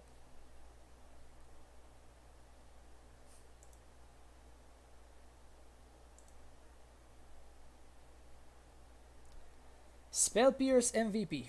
Okay, so here, I'm very, very tempted to just kill their breeding pool. They fetched their 2 forests already, so I'm like 80% certain that most lists just play the 2 basic forest. Yeah, I think my opponent is just new to, you know, to modern. But yeah, their plays have been a little bit weird. 1, 2, 3, 4. So I can go get Ballista and I can kill this Spellskite. But I don't think I care about that much anymore. My opponent has like 1 card in hand.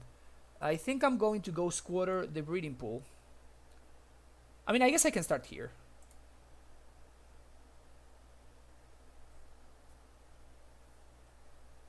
Nice!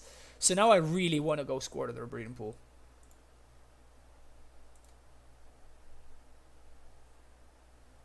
Sure, that's fine. I'm going to bounce. Conley, I guess, get some extra chump blockers for next turn. Yeah, so I'm going to go squatter their breeding pool. Should I do it on draw step? Is there anything that they can have? Any instant that they can have? No, I think I'm fine. I'm going to do it on draw step.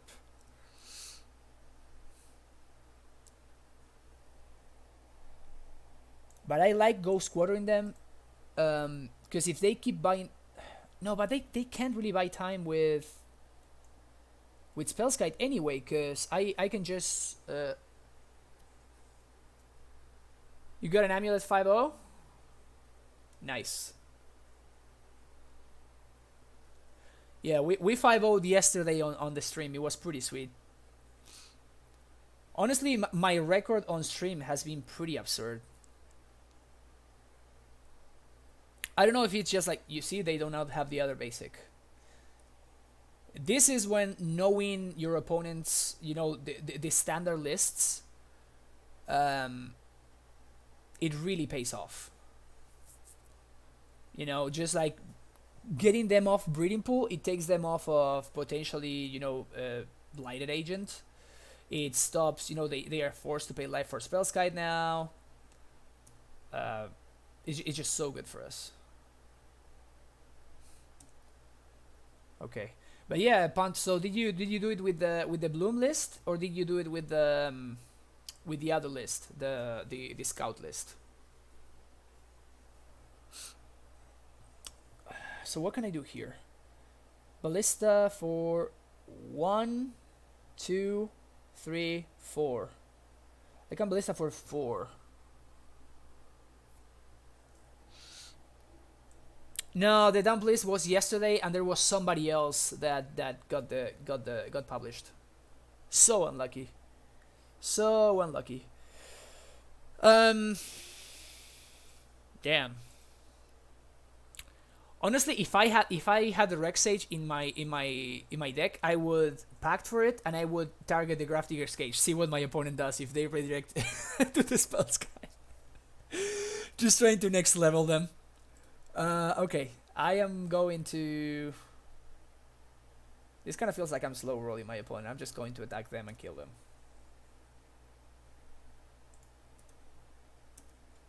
And I still have another Spell Pierce in hand. Yeah, this game is so over.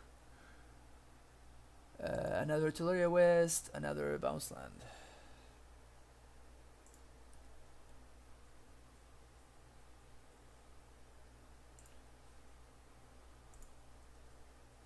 Yeah. Honestly, I like the list that got published is super weird. They are not running main deck Ballista, which I disagree like wholeheartedly.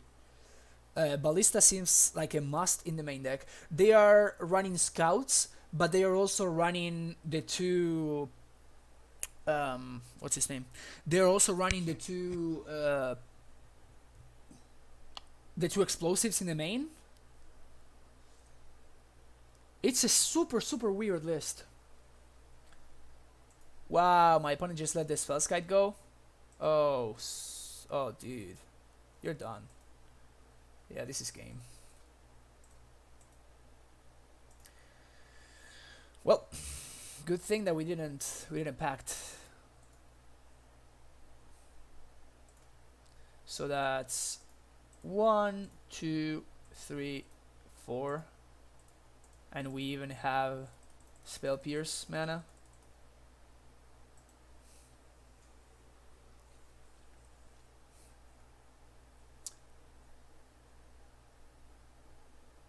And I'm going to upkeep kill their elf.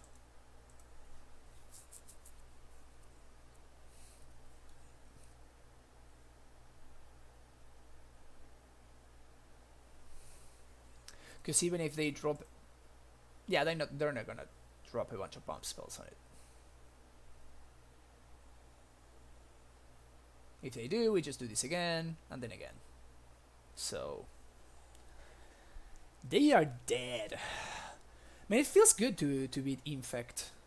Usually, Infect is like worse. In my opinion, the matchup is worse than Ponza, because Infect doesn't lose to itself as often as Ponza does. Sometimes Bonsai, you know, they do their thing and they destroy your land, they do something else, they play a Blood Moon, and then they draw nothing for a million turns. And you just casually play a tracker and just start cracking clues, and then your tracker becomes like a, you know, 11-10, and they are just chomping it every turn. Otherwise they're dead. So I don't know, I think my record against Bonsai is way better than my record against Infect.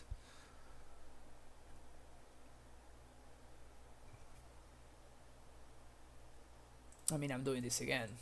I'm not kidding you. Show me that your elf is dead. Your elf is dead. Okay, now I'll shoot you.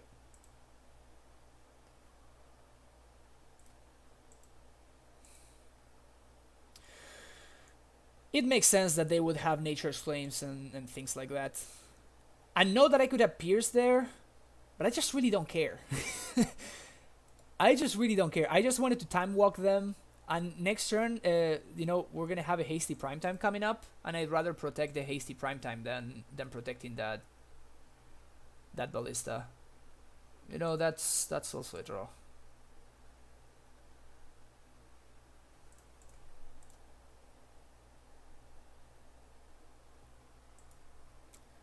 Primeval Titan. Yeah, my opponent just concedes. Yeah, Colossal Dreadmaw aggro is a pretty good. It's a pretty good tech against Ponza. We're 3-0. All the 2-1s. I think we lost all of our game ones and we won every single one of our sideboard games. So clearly our sideboard plans are perfect. Yeah. Yeah, I actually kind of like the fact that they printed Colossal Dreadmaw, because it's kind of like one way to name.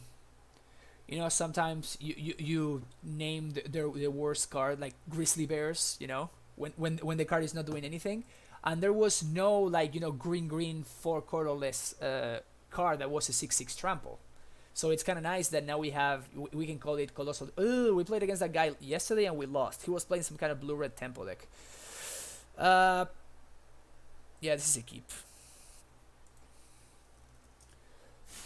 We desperately need some amount of bounce lands. We really need some amount of bounce lands. But if we find them... Yeah, this guy was playing Delver yesterday.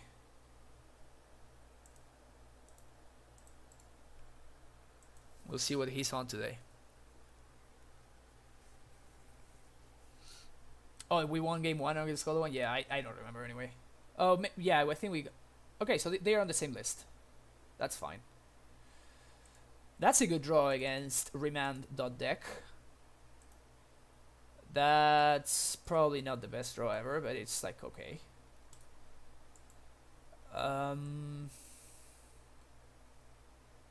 Bounce land. That's an awful draw.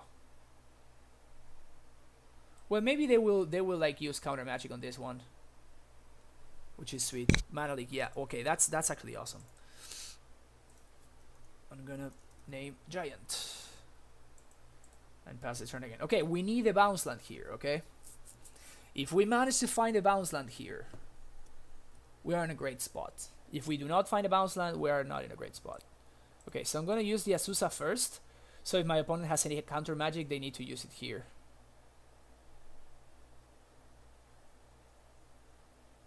Because I know for a fact that my opponent was running Spell Starter Sprites in their list. And that's great. Okay, that's awesome. This was the actual price. The steerings was the price. Ah! Why can't we find the stupid freaking... Ugh. I think I'm gonna get the Tolaria West. We have no red cards that win it. Wow, that's the other two Azuzas. That's some good ones to bottom right there. Play this and pass the turn. Alright, so we are literally Brambleweft Behemoth. Yes, no, I would never know that card existed. Okay, so we actually drew great. And we can slam our primetime here with my opponent having 0. I guess they can like double bolt. prime time, but it's like it's pretty unlikely. What am I gonna do here? I'm gonna get. Do I want to stop their snaps? I think I kind of do want to make their snaps bad.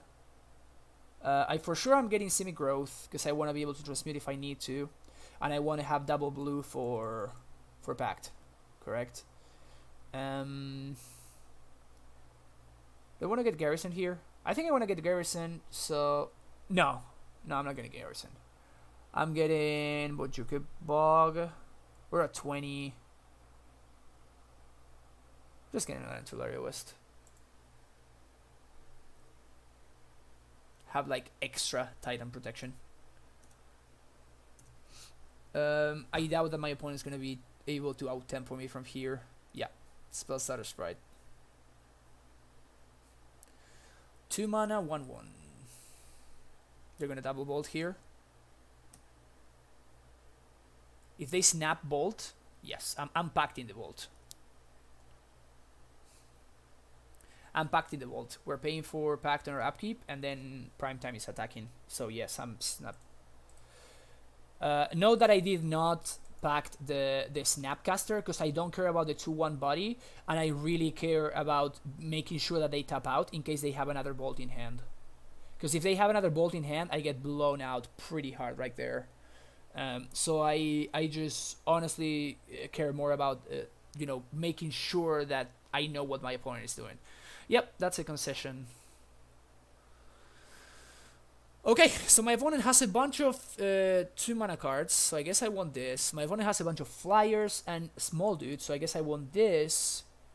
And my opponent's a temple deck, so I guess I want this. I think this guy actually 5-0'd yesterday, so if you give me a minute, we can do some scouting. But when I was checking out the 5-0 lists, I think I actually saw his lists. Mostly because I want to make sure that, you know, that we're not bringing in like Nature's Claim, you know.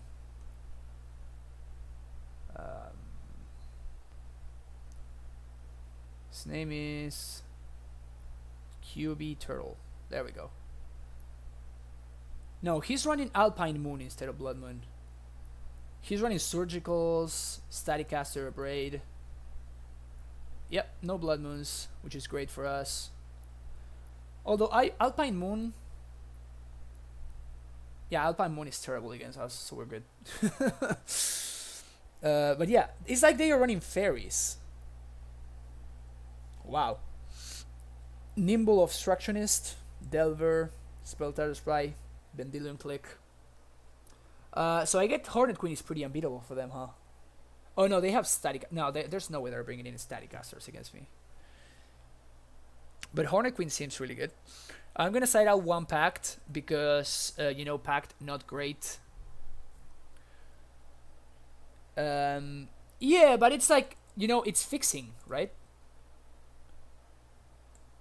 So Rex Sage, I don't think I want because I have the extra explosives. They have a bunch of X1s, so I definitely want Ballista.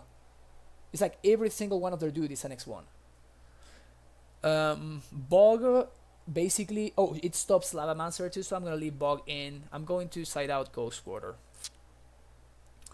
The only card I'm wondering about is Baloth. I don't think I want Tracker because Tracker just, you know, it gets bolted, so it's not that great. But I'm wondering whether I want Baloth, just because it's a big dude, and just because gaining life seems pretty good against this deck. To not get out-tempoed and just like snap bolted to death. I think I'm going to side out 1 Steerings, I guess. Actually, it might be better to cut Explore rather than Steerings.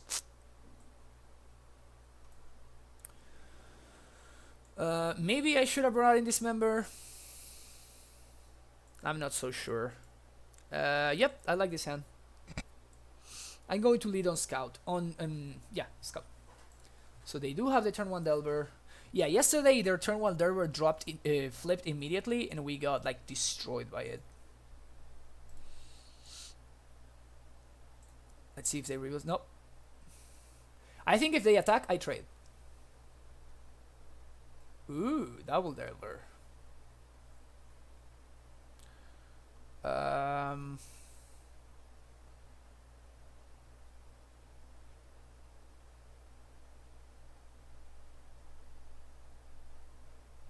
So this is interesting, okay?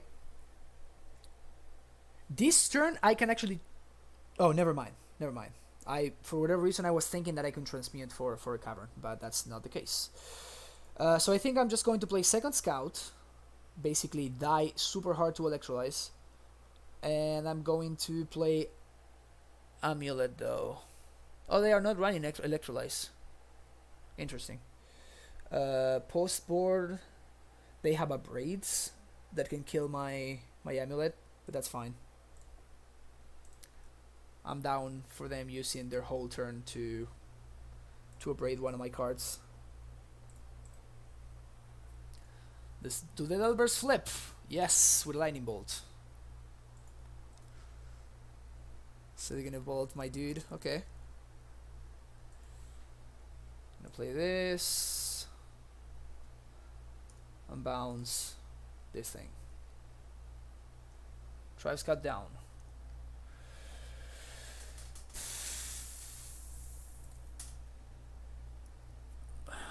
I think there are pretty high chances that my opponent has Remand in hand, but honestly there's not much I can do. What can I do against Remand? I can play 2 lands this turn, and next turn I'm still not able to play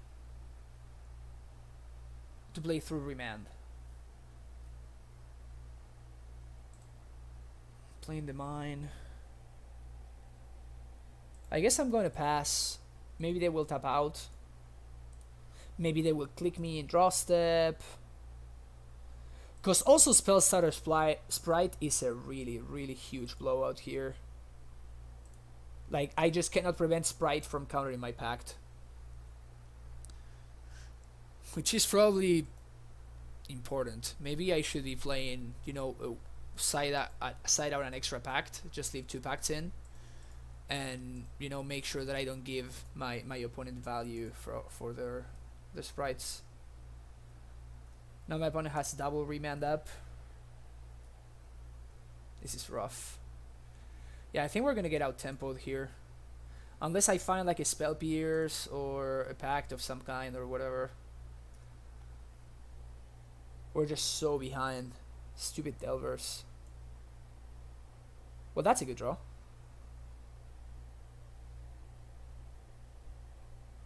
So I'm going to use my land drop here first.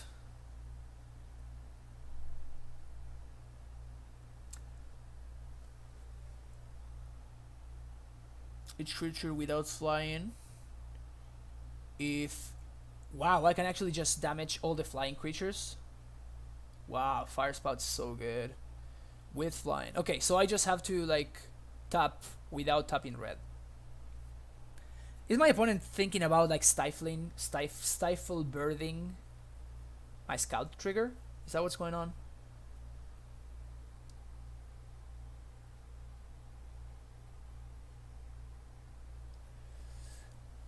DT Lurch, I honestly don't think so. I think the only case would be if I strongly suspect that my opponent is going to be killing my scout on turn 1. I already have the Amulet and I already have the Azusa in hand, so that way if I play turn 1 Amulet, I give my opponent 2 chances to tap out on their turn, and then I can play, you know, the Amulet on turn 1, and then if my opponent taps out on turn 2, I actually play Azusa, and no, but you're still 1 land drop short. Yeah. No, I don't think there is. It's just... Okay. Fire Spout killing your Delvers.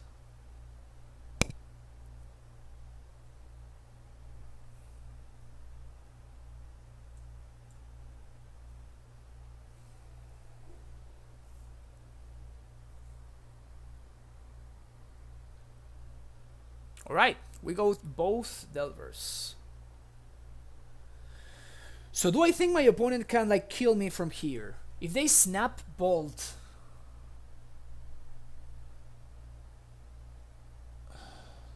Yeah, I think I'm going to play Summoner's Fact here, see what my opponent does.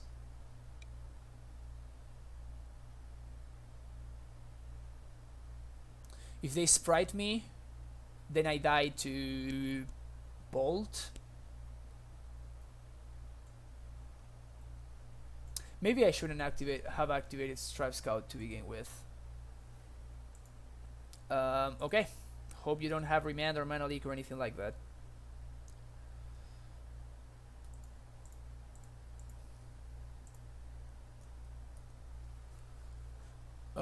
Here I'm going to bounce a Gemstone. No, I'm not going to bounce a Gemstone. I'm going to bounce the Sanctuary.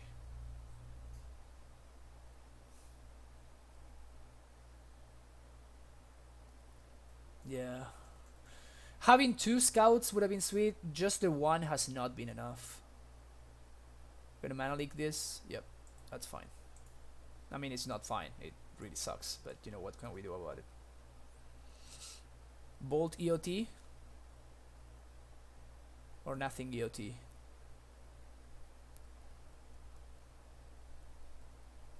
They do have something EOT. Just the snappers. So they have Mutabolts which can attack.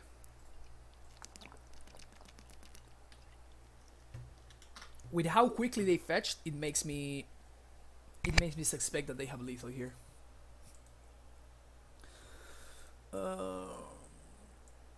Pay whatever. Okay. Vendilion click. Yeah, they have lethal.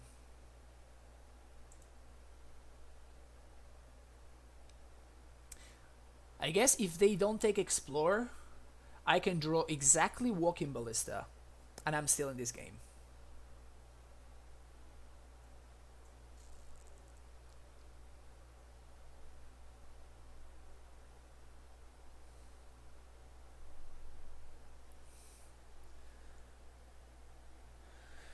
Is there anything for 5 mana that I can draw? I don't think so.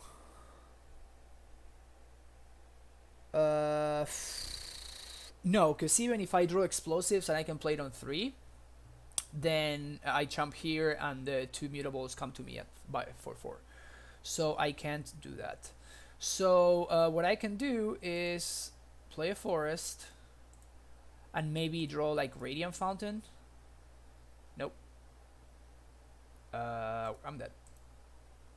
That was unfortunate. That was unfortunate.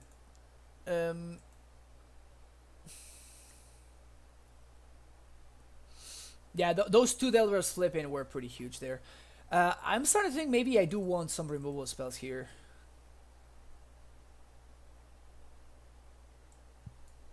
Maybe over one of the Asusas. I definitely want all my prime times. My opponent did not seem to have a lot of Amulet hate. And I kind of want the one of Beloth that I can pack for if I want to. We'll do this. Wow, Hornet Queen seems a little bit too far. Explore. I guess I want this. Dismembered. Oh, my opponent said sorry, be right back. 2 minutes. I guess we can resolve mulligans anyway.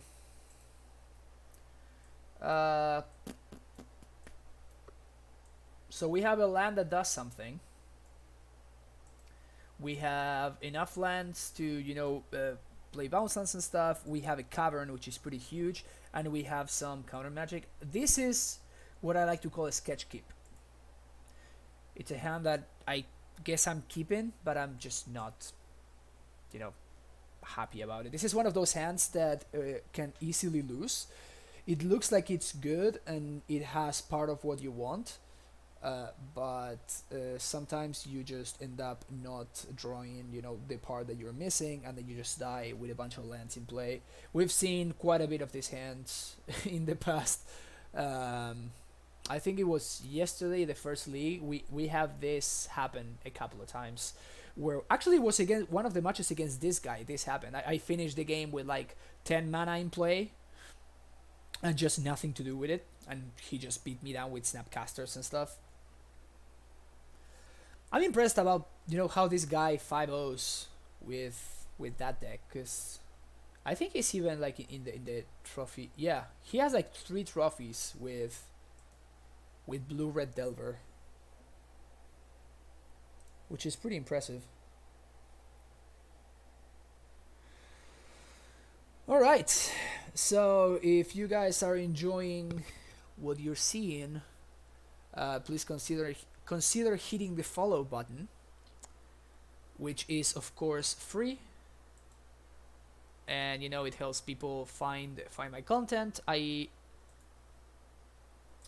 have recently started streaming like last week or something, or 2 weeks ago, and I'm usually able to stream at this time. So I live in California, so it's between like 10 a.m. and like 2 p.m. Usually during Mondays, Tuesdays, sometimes Wednesdays, because I'm a drummer, so I teach drum lessons too. So sometimes I have drum lessons, so I can't stream, of course. And usually during the weekends I have like shows and stuff, so sometimes I don't stream there. But basically, if I'm available during any day during this time slot, I'm going to try to at least get 1 or 2 leagues in. So yep, hopefully I'll start streaming more consistently.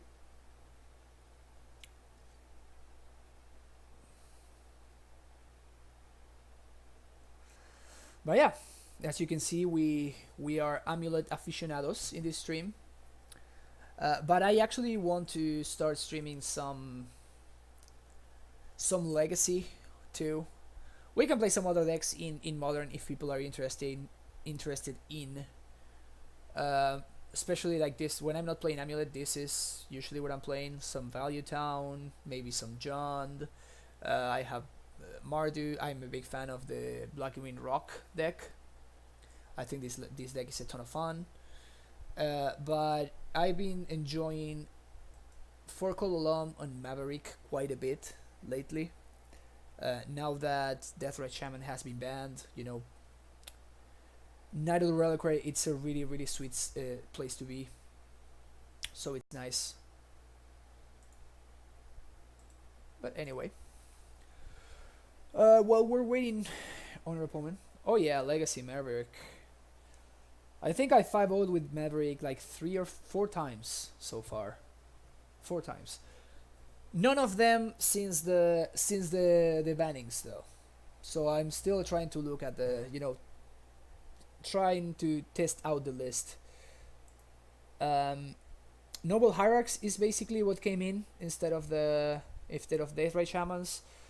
But Goblins is all the rage right now, and Noble Hierarch has basically it's not great against, of course, Chain Whirler, standard all-star, and it's also not great against Pyrokinesis, which is a card that Goblins run in pretty large amounts. Still, the deck is surprisingly good. I have no idea, but I have no idea how. Like, the deck really looks like just a pile compared to like the things that people are doing in Legacy, like Show and Tell, like Storm. People are just like killing on turn 2.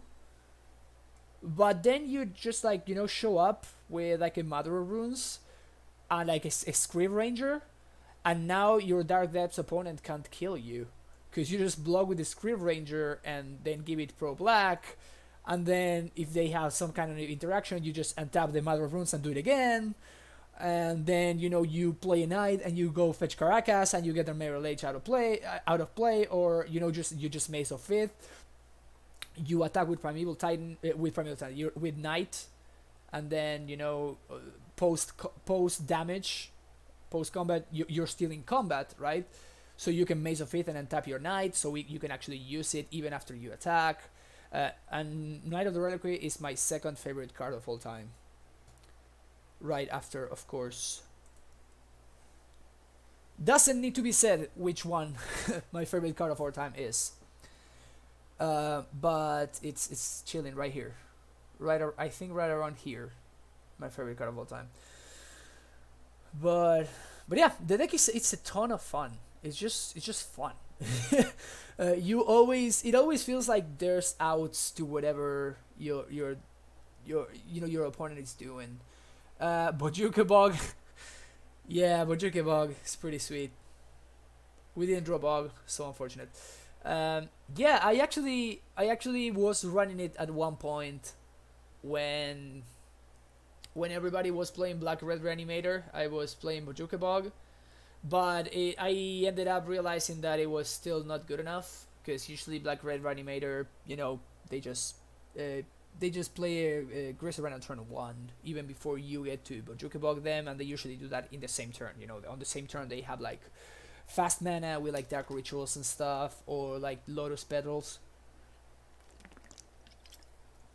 And even though you have your Bojuka Bog in hand and you feel so smart, they still get you. It's different with lands or with like Dark Depths, Turbo Depths, because you can like instant speed the Bog with Crop Rotation. But here we can only instant speed the Bog with Knight, and usually if you get to resolve a Knight against Black Red Reanimator, you usually win anyway, because you can like Caracas their thing, or if they go get Tidespout Tyrant or something like that, you just like plow it and then move on with your life. Okay, my opponent's back.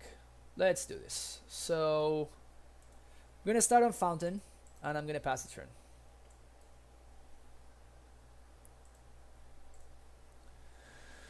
No turn 1 Delver. They have the turn 1 Delver. Okay, that's unlucky. Okay, that's not a bad draw. That gives me all the ramp that I need, basically. Now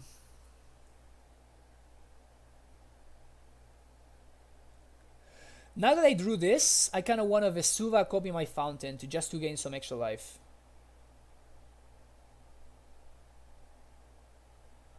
But I think it's just fine too, I'm on the play. I can just do this.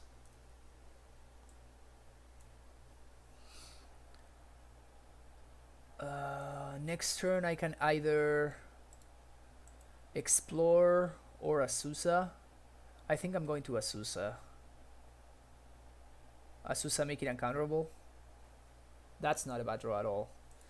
Here I'm gonna do Human. Play Asusa. And I want to guarantee that my Asusa gets max value, so what I'm gonna do is I'm going to play Vesuva copying their Steam Vents. And then, not gonna pay. So this way, what that does is it guarantees that I don't have what that does is it basically makes it so I don't have to have a trigger ability. Both of my other lands were trigger abilities, so in response to the trigger, my opponent can bolt the Asusa and deny me 1 land drop. But because of how I sequence things, basically my opponent doesn't have the time to respond. And also, this is not bad. This is mana for a Brave or Spell Pierce, which is nice. Both of them are nice. And I get some interaction with a Brave. Yep. That's actually pretty great. The fact that my opponent used an Abrade to kill the Asusa is actually pretty sweet. Okay. So here, I think I'm going to start on... My opponent can have Remand. Yeah, I'm going to start on Explore by playing the Radiant Fountain first. Explore, see what we draw. My opponent remands. I can pierce this if I want to. I think Pierce is going to be way more valuable down the road. So I'm going to let this resolve. But what I am going to do though is I'm going to Abrade right now and kill their Delver. This basically brings their clock down to 0. Which is huge for us. Okay. My opponent opts. Basically, if we draw Primetime, we win on the spot. We have the Cavern in hand, which my opponent cannot do anything about. I guess they can like Alpine Moon it or something. But I think we're looking really good here. Primetime. Okay. Explore. Spell Snare? No, no Spell Snare. Okay. That is a Primetime. And I messed up. I didn't see that as an out to Primetime next turn, so I get severely punished here, and I'm not able to transmute. That was rough. That was a misplay. I should have. I mean, there was no way for me, no reason for me not to like use this colorless and keep the blue floating. That was bad. Ugh. Next turn I can 1, 2, 3. 1, 2, 3, 4. Yeah, I can. If I draw any land, I guess I can still make an uncounterable Primetime. But it still feels bad, you know. This is the kind of sequencing issues that, you know, that punish you, and it just feels bad, you know.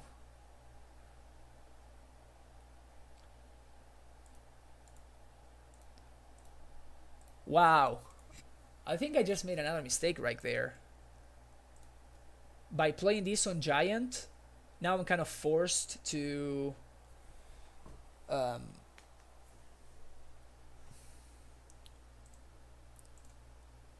now I'm kind of forced to go get a Primeval Titan, and I did not give myself the out to instead go get something else like a Ballista or something. But well, I'm gonna play a Baloth here anyway. That was not a bad draw at all. I think Baloth here is gonna be pretty good. I guess my opponent can remand it if they want to, which I will of course not spell Pierce.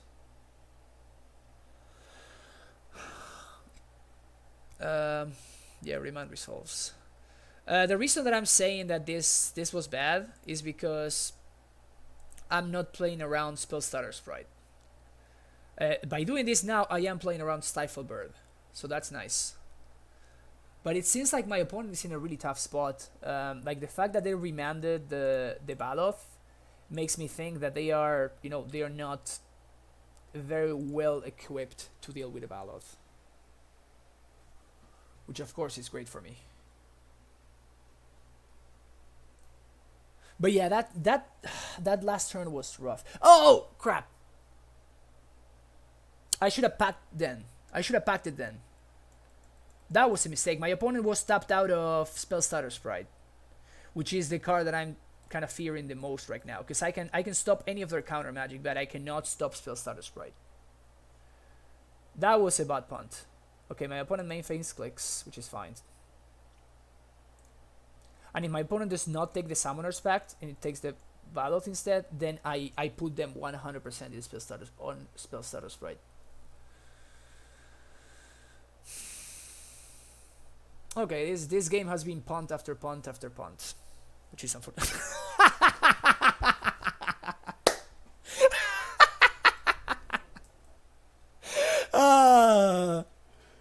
I love this deck so much.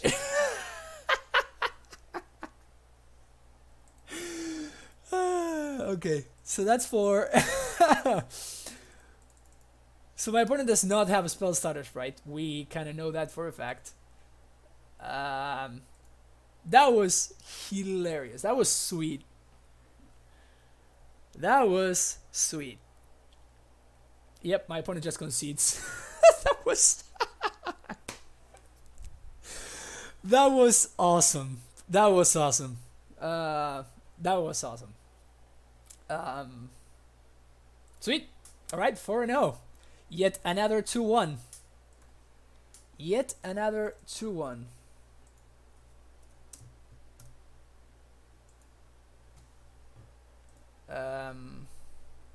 Sure.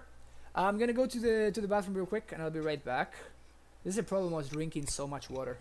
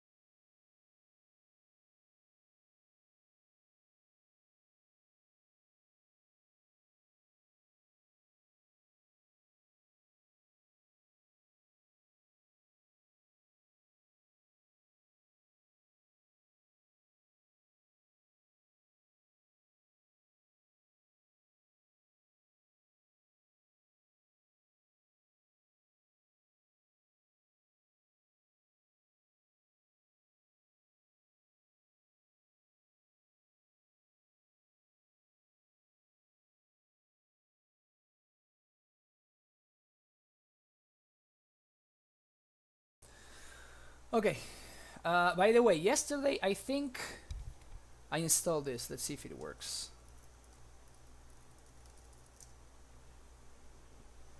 Yep. Okay. So I think I installed MTGBot so it does that thing where you can post the you can just put card and something and it does this. Oh, what happened at the end? My opponent knew that I transmuted it to Laria West for a Summoner's Pact, and apparently they did not have Spellstarter Sprite to counter it. So what they did is they main faced Vendilion Click in order to get my Summoner's Pact. So in their main phase, they main face a Vendilion Click, and then the card that I draw off the Vendilion Click is an actual prime time. So it was fun. It was fine. Good times were had by all. Man, I wonder if Daryl has all of these trophies playing Amulet too. He usually plays Amulet, but I don't know what he's been playing in this season. But yeah, so the only thing that I'm trying to figure out now is where, that thing that tells you your opponent's record whenever you whenever the game starts and you have like it tells you that your name and your record is playing against whoever, and it shows you their record. So that thing I don't know how to actually get going. Some streamers have it, some streamers don't. It's like, I don't know, whatever. But yeah, I wonder if there's anything else that I should add in terms of this kind of things. But well, who knows? If anybody has a recommendation, let me know.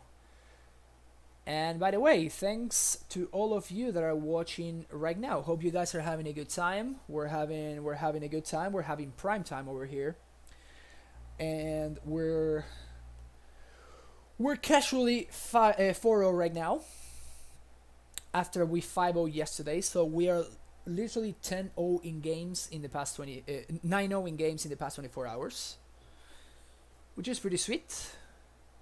And now we are going into our 5th and final match of the league. No idea who this person is. This hand is excellent. I will keep it. So the reason why this hand is great is because we have an untapped land, okay? Untapped land means that we have turn 1 Amulet. And turn 1 Amulet means that we can play Azusa on turn 2. And we even have enough to transmute for a Pact. So this hand, just like you see it, is a turn 3 Primeval Titan. But we're playing against Death Shadow, so it doesn't matter.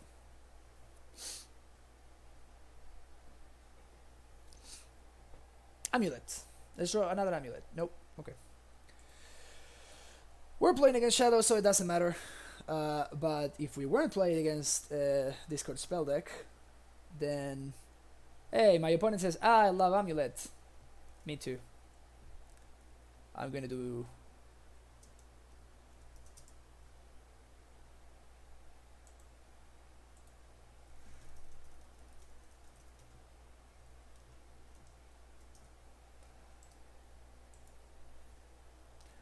Okay, my opponent's start seems like it's pretty pretty solid, so I'm not going to say that we're a favorite anymore, especially being on the draw. Yeah, turn 2 Shadow is rough. Wow, so punished. That's fine. Okay.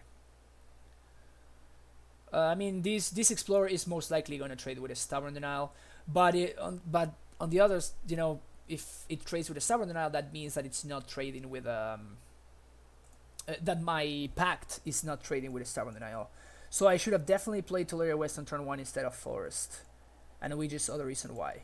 I wanted to play Forest because I was just like, that was just my mistake. When my opponent actually took my Amulet, I should have just like stopped for a second, thought about it, and I should have definitely reassessed my sequencing Because we might actually, be get punished here.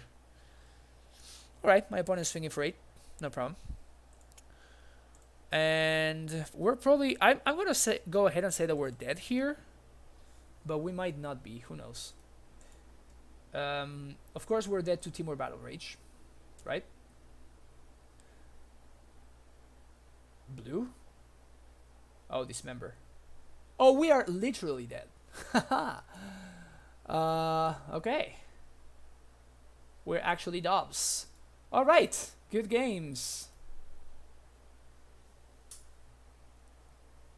Good games.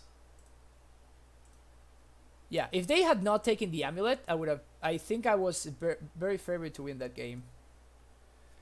But the way things worked out, yeah. Alright, sideboard. I like Dismembers. I do not like Pact. I like Explosives. I like Hornet Queen. I don't like Reclamation Sage. Obstinate Baloth is meh. But I don't like Explorers anyway. Oh, Tracker. Yes, I do like Tracker.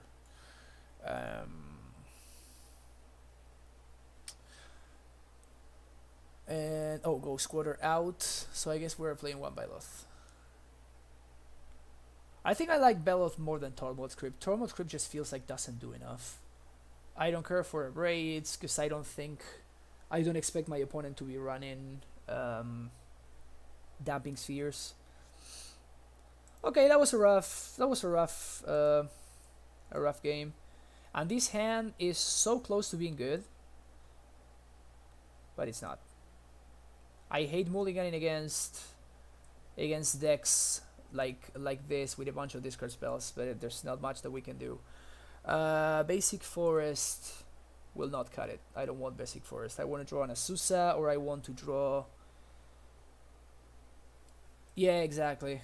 I'm going to play Amulet on turn 2. I want to draw like either second Amulet. I can also draw Azusa would be good. Pact would not be good. Another Bounce Land would be okay. What else?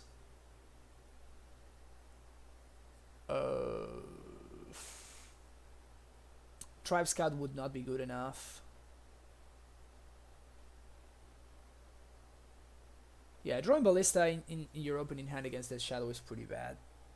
Usually Ballista is a card that you want to finish the game off, you know?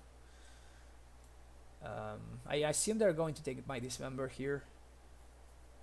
So their threats are covered.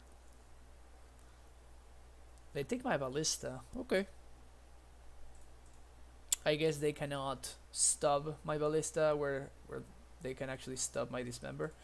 So I'm gonna play the Teleria West here. The reason for that is that next turn I can actually play Simic Growth and transmute for another land, another bounce land, which is what I'm interested in doing here. Or are they just going to go low enough that my Dismember does not kill their Death Shadow? Because that would be absurd. You know, when the Death Shadow deck works like my opponent's... Oh, that explains it then. Never mind. When the Death Shadow deck works like my opponent's deck is working right now, it just feels completely busted.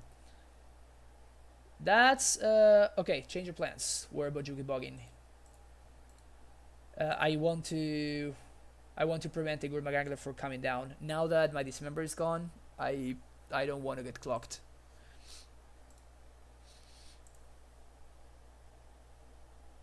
This coming turn, we are doing what I just said. We're turning this Teleria West into another bounce land. Unless I do draw another bounce land, of course, in which case we're turning this like so. In which case we're turning this... So I can turn this into a second... I think I'm gonna get a second Summoner's Pact. The other thing that I'm considering getting is a Cavernous Souls. But what that means is that if my opponent just thoughts uses my Primordial Titan, I end up with nothing. And I, of course, do not really want to end up with nothing. So there's that. But yeah, for here for sure I'm transmuting. I have 4 mana in play, which is pretty sweet. And I'm going to get another Summoner's Pact, and I'm gonna pass the turn. The good thing about this too is that if my opponent has some kind of... I'm not going to play around Fulminator or anything like that, but if my opponent now like K commands and destroys Amulet and makes me discard, I can actually... Wow, I read my opponent's mind. I can actually go get a Veloth now. Yep. Especially considering that this means that next turn I can't Titan anymore, because my opponent is going to destroy my my Amulet. So this makes things way better for me. Boop. So now I have a 4/4, and I'm at 24. Again, my number one priority always is to resolve a Primeval Titan. So in this matchup especially, so even if my opponent plays nothing on that turn,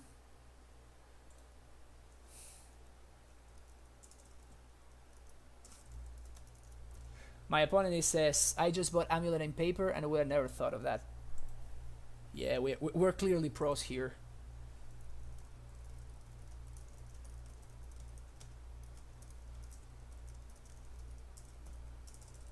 I'm gonna tell them that I'm streaming right now.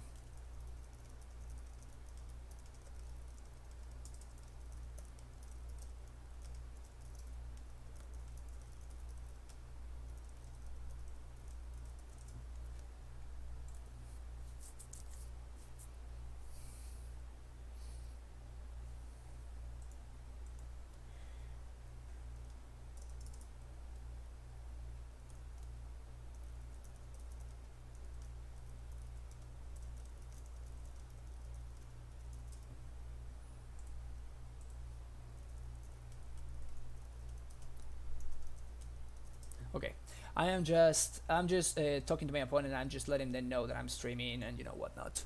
Yeah, so if my opponent has any kind of like land destruction here, they got me. They have a Gourmet Angler. Okay, that's sweet.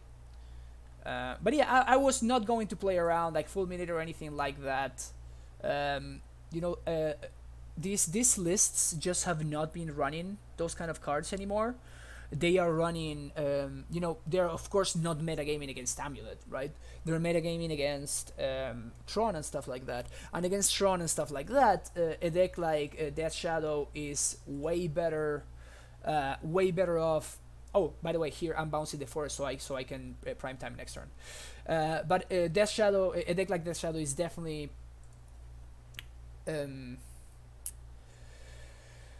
it's better to be countering their threats while you're developing your game plan rather than using 3 mana to destroy a land. It's way better to like use 1 mana to like kill counter their threat and then use a black mana to like play a Gourmet Angler. You know what I'm saying? Okay, so I'm just hoping that my opponent does not find the Thoughtseize here. That would of course be their best draw, bar none. And I'm taking 5 here. Taking 5. I suspect... Oh, my opponent does not have anything else? Okay. Cool. So for 1 mana, there's nothing that can counter a Primeval Titan, so I'm just going slam. We drew a Tolaria West. What this basically means is that... it's actually unfortunate that I already used my Ballista. But what this means is that we are not going to be... we're not going to be threatened by a Death Shadow because I can just like transmute for explosives and just kill the Death Shadows, so it's not going to be a big deal. What I want to get here though is Boros Garrison in order to set up my next Titan. I do have a bunch of blue mana, so I don't need to get those, but what I do want to get is a Colony Garden for chump block duties. My opponent's Stubborn Denials are already in effect, so I'm going to attack. At this point, I just want to clock them. Again, I can kill potential Death Shadows with explosives. Yeah, my opponent's jumping. That's great for me. Yeah, so I think here, how do we lose? If my opponent has like Death Shadow, the three cards, remaining cards in hand are Death Shadow, Death Shadow, a Stub, I might be in trouble. That's like the only scenario where I'm in trouble. If that's not exactly my opponent's hand, then I think I'm doing pretty well. And of note, in this matchup, Death Shadow is the only card that is actually bigger than Primetime, okay? So that's why even though, of course, Explosives is awful against Gourmet Gangler, I still bring in the extra explosives because I want to naturally draw it in order to deal with my opponent's Death Shadows. Yeah, this game looks like it's over. Important to note that my opponent is actually playing Colorless Command postboard. That's interesting. Okay. So instead of playing 3 to flashback a Faithless Looting, my opponent chooses to play 2+1 to flashback a Faithless Looting. So yeah. Yeah, and you see, Death Shadow is the only card that, kind of gets my opponent out of there. But I have the Tolaria West in hand already, so it doesn't really matter, So that's sweet. Okay, so now let's sequence our turn here. What do we want to do? They discarded Timwood Battle Rage too, which is very important to note.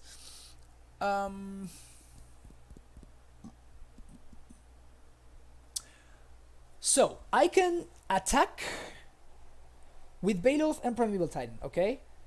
Assuming I transmute 4 explosives and just kill the Shadow, which is 99.9% what I'm gonna be doing pre-combat.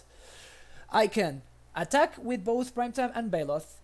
If my opponent wants to trade with Primetime, they have to actually throw both their Angler and the Snapcaster under the bus. So that's, of course, great for me. And my Primeval Titan can go get Tolaria West plus some kind of bounce land. Okay? Which I'm not opposed to. I think I'm going to be doing that. So I'm going to use 3 mana to transmute. What that does is it sets up. Yes, we can go get Sunhome. But if my opponent blocks here and they double block here, then they go to 1. And they have a 12/12 Death Shadow, and I'm dead to Timur Battle Rage.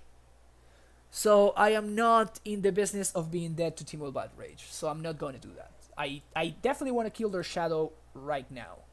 Especially when Stub is not an out for them. So what this does is it's going to leave my opponent with 0 cards on the battlefield. Okay? And they're only... The threats... Yes, if they block here. If they do this block, right? So basically that only works and also uses my turn. The reason I'm doing this way, okay, my opponent just concedes. But what I was going to do is I was going to attack with Primetime and with Baloth. I was going to get Bounce Land plus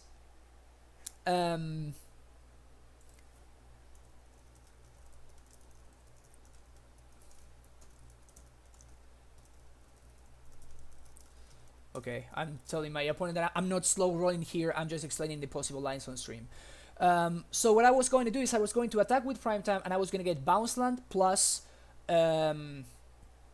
Tolaria West, okay? I already have a Bounce Land in hand, so what I was going to do is I was going to bounce my Bojuki Bog, and this was going to be the land that I was going to play for turn. Okay? So what that does is that stops Colonel's Command from being a card, basically, and it also stops. So I am forcing my opponent to draw exactly Death Shadow that turn because they can't draw any of their threats, like their Dale threats. Or Snapcaster, of course, is just a chump blocker for this Baloth that's going to be alive, and they're going to be at 3. So basically, my opponent.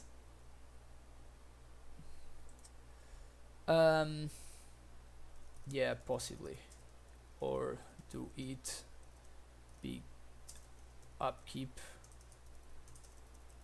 before I get to transmute mana. But yeah, so basically what I was gonna do is I was going to force my opponent to draw exactly Death Shadow that turn, and I was going to end up the turn with the Tolera West in hand and a Baloth in play, okay? And what that does is in my turn, I just transmute for the other EE, I blow it up, so even if they find their best draw possible, which is going to be Death Shadow, I still can transmute for the second EE, blow up the Death Shadow, and swing it for lethal with the Baloth. So that's why I chose the line that I chose. Which took a lot of explaining, I guess. Okay. So do I want another Baloth? It was actually really good that game. I honestly do not think it's that good overall in the matchup though. Probably on the draw it's better than the fourth Summoner's Pact, because they are way more likely to set up their stubs when they are on the play. Alright, so this is it. For all the glory. For all the glory, all the marbles, like people say. This is a hand that I'm going to keep. It might end up being a little bit slow, but I think I just need to get a little bit lucky in this matchup. This matchup is not good. I don't think this matchup is good. Mostly because of their discard spells. If they did not have discard spell, this matchup would be excellent. But their discard spells followed by a crazy fast clock are really, really an issue. What I really want to draw here is an untapped land, which I of course did not draw. But I have two more turns to draw an untapped land. Oh, this land they don't know about. I really want to draw an untapped land. And my opponent has the turn to Gurmag Angler. This is super rough. I think we're dead here. I don't think we can beat the turn to Gurmag Angler. We're just too slow out of the gates. Oh, it's a Death Shadow. That's probably worse. This is rough. This is really, really rough.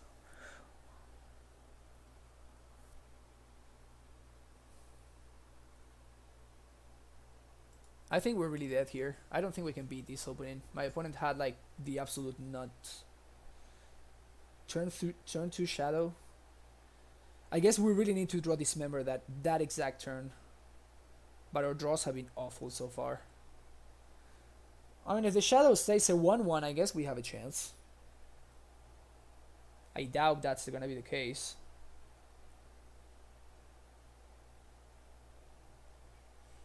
Don't angler me, please. Please, I beg you, don't angler me. And we need to draw an untapped land this turn. We need to draw an untapped land. Unless they just gonna kill my Azusa, so it's fine, it doesn't matter.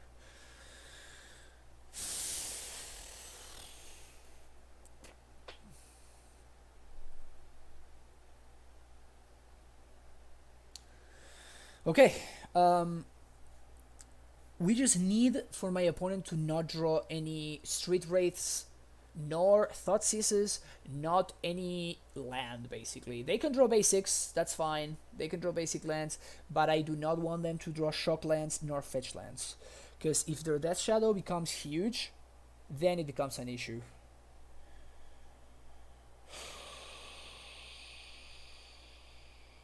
I think I'm going to T-West here.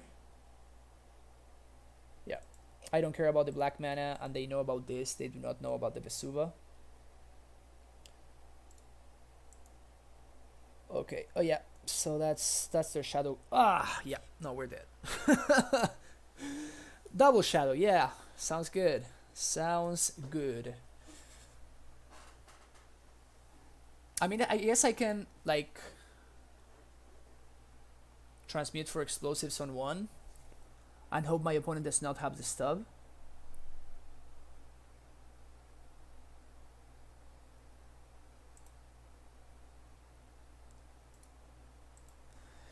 So if they do have the stub and I play the Amulet first, I don't have any untap lands, so there's still no way that I can actually transmute and do it on the same turn. So I'm going to try to go for getting lucky, okay? I'm going to try to get lucky. I think it's they just need to not have stub. If they do not have stub, I have a chance. If they do have stub, I just die.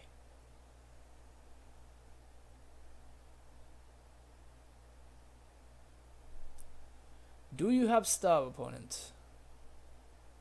They tank. The fact that they are tanking so hard makes me think that they do. Yeah, Grove would have been actually pretty sweet. At this point, it's just not fast enough, right? I turned their 5-turn clock into a their 5/5s into 4/4s. It just doesn't do enough. So now things become really complicated. Okay, that was step one. That was good for us. The fact that Amulet resolved was good for us. Now we can actually go get a Susa.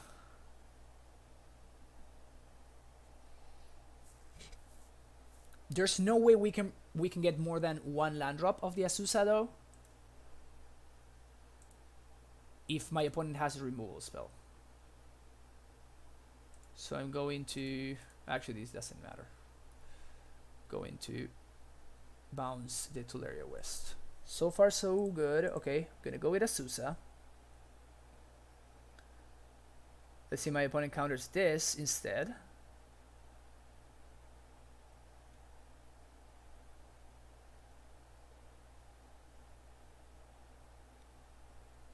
They do counter this instead. Okay.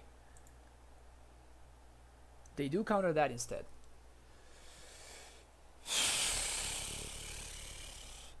So I think I'm just going to transmute 4 explosives from 1, and I am going to actually play it right now. This makes it so I am able to play around... I'm not able to play around Call Against Command. But if I manage to not die next turn, I actually have a chance of winning the game. Because I can just play Primetime, attack, and then still have mana to explode their things. So, yep. If my opponent has anything that can stop me... Oh, they just bolted themselves. Yeah. Oh, okay, I'm dead. GG's. I was not going to beat that, so there's that. But yeah, I think we gave ourselves the best out. Again, my opponent's draw was... They had exactly what they needed to have in the moment that they needed to have it. If they didn't have like that second Inquisition to get my Azusa, then I would have been able to play the Azusa and kind of like ramp into Primetime.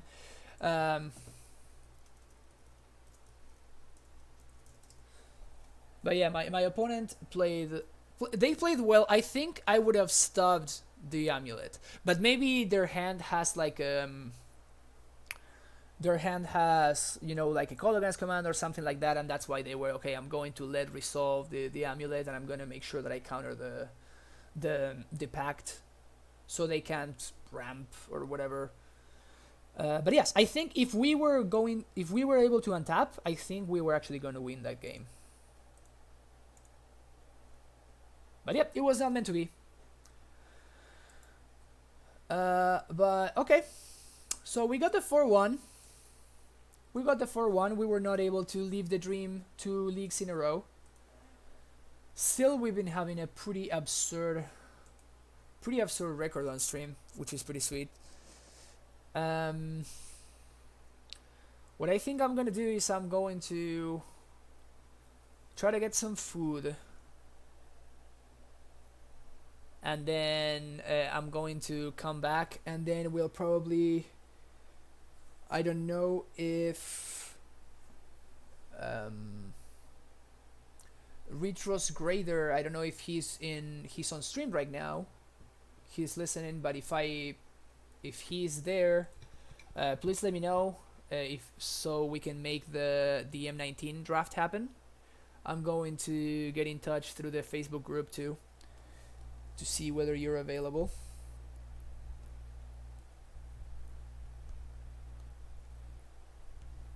And yeah, so we'll be back in probably like half an hour or so. I'm not going to let the stream going for half an hour, so it's gonna probably be less. I'm going to turn it off and then start it over again. But yeah, so thanks for watching, and hope to see you guys in a few.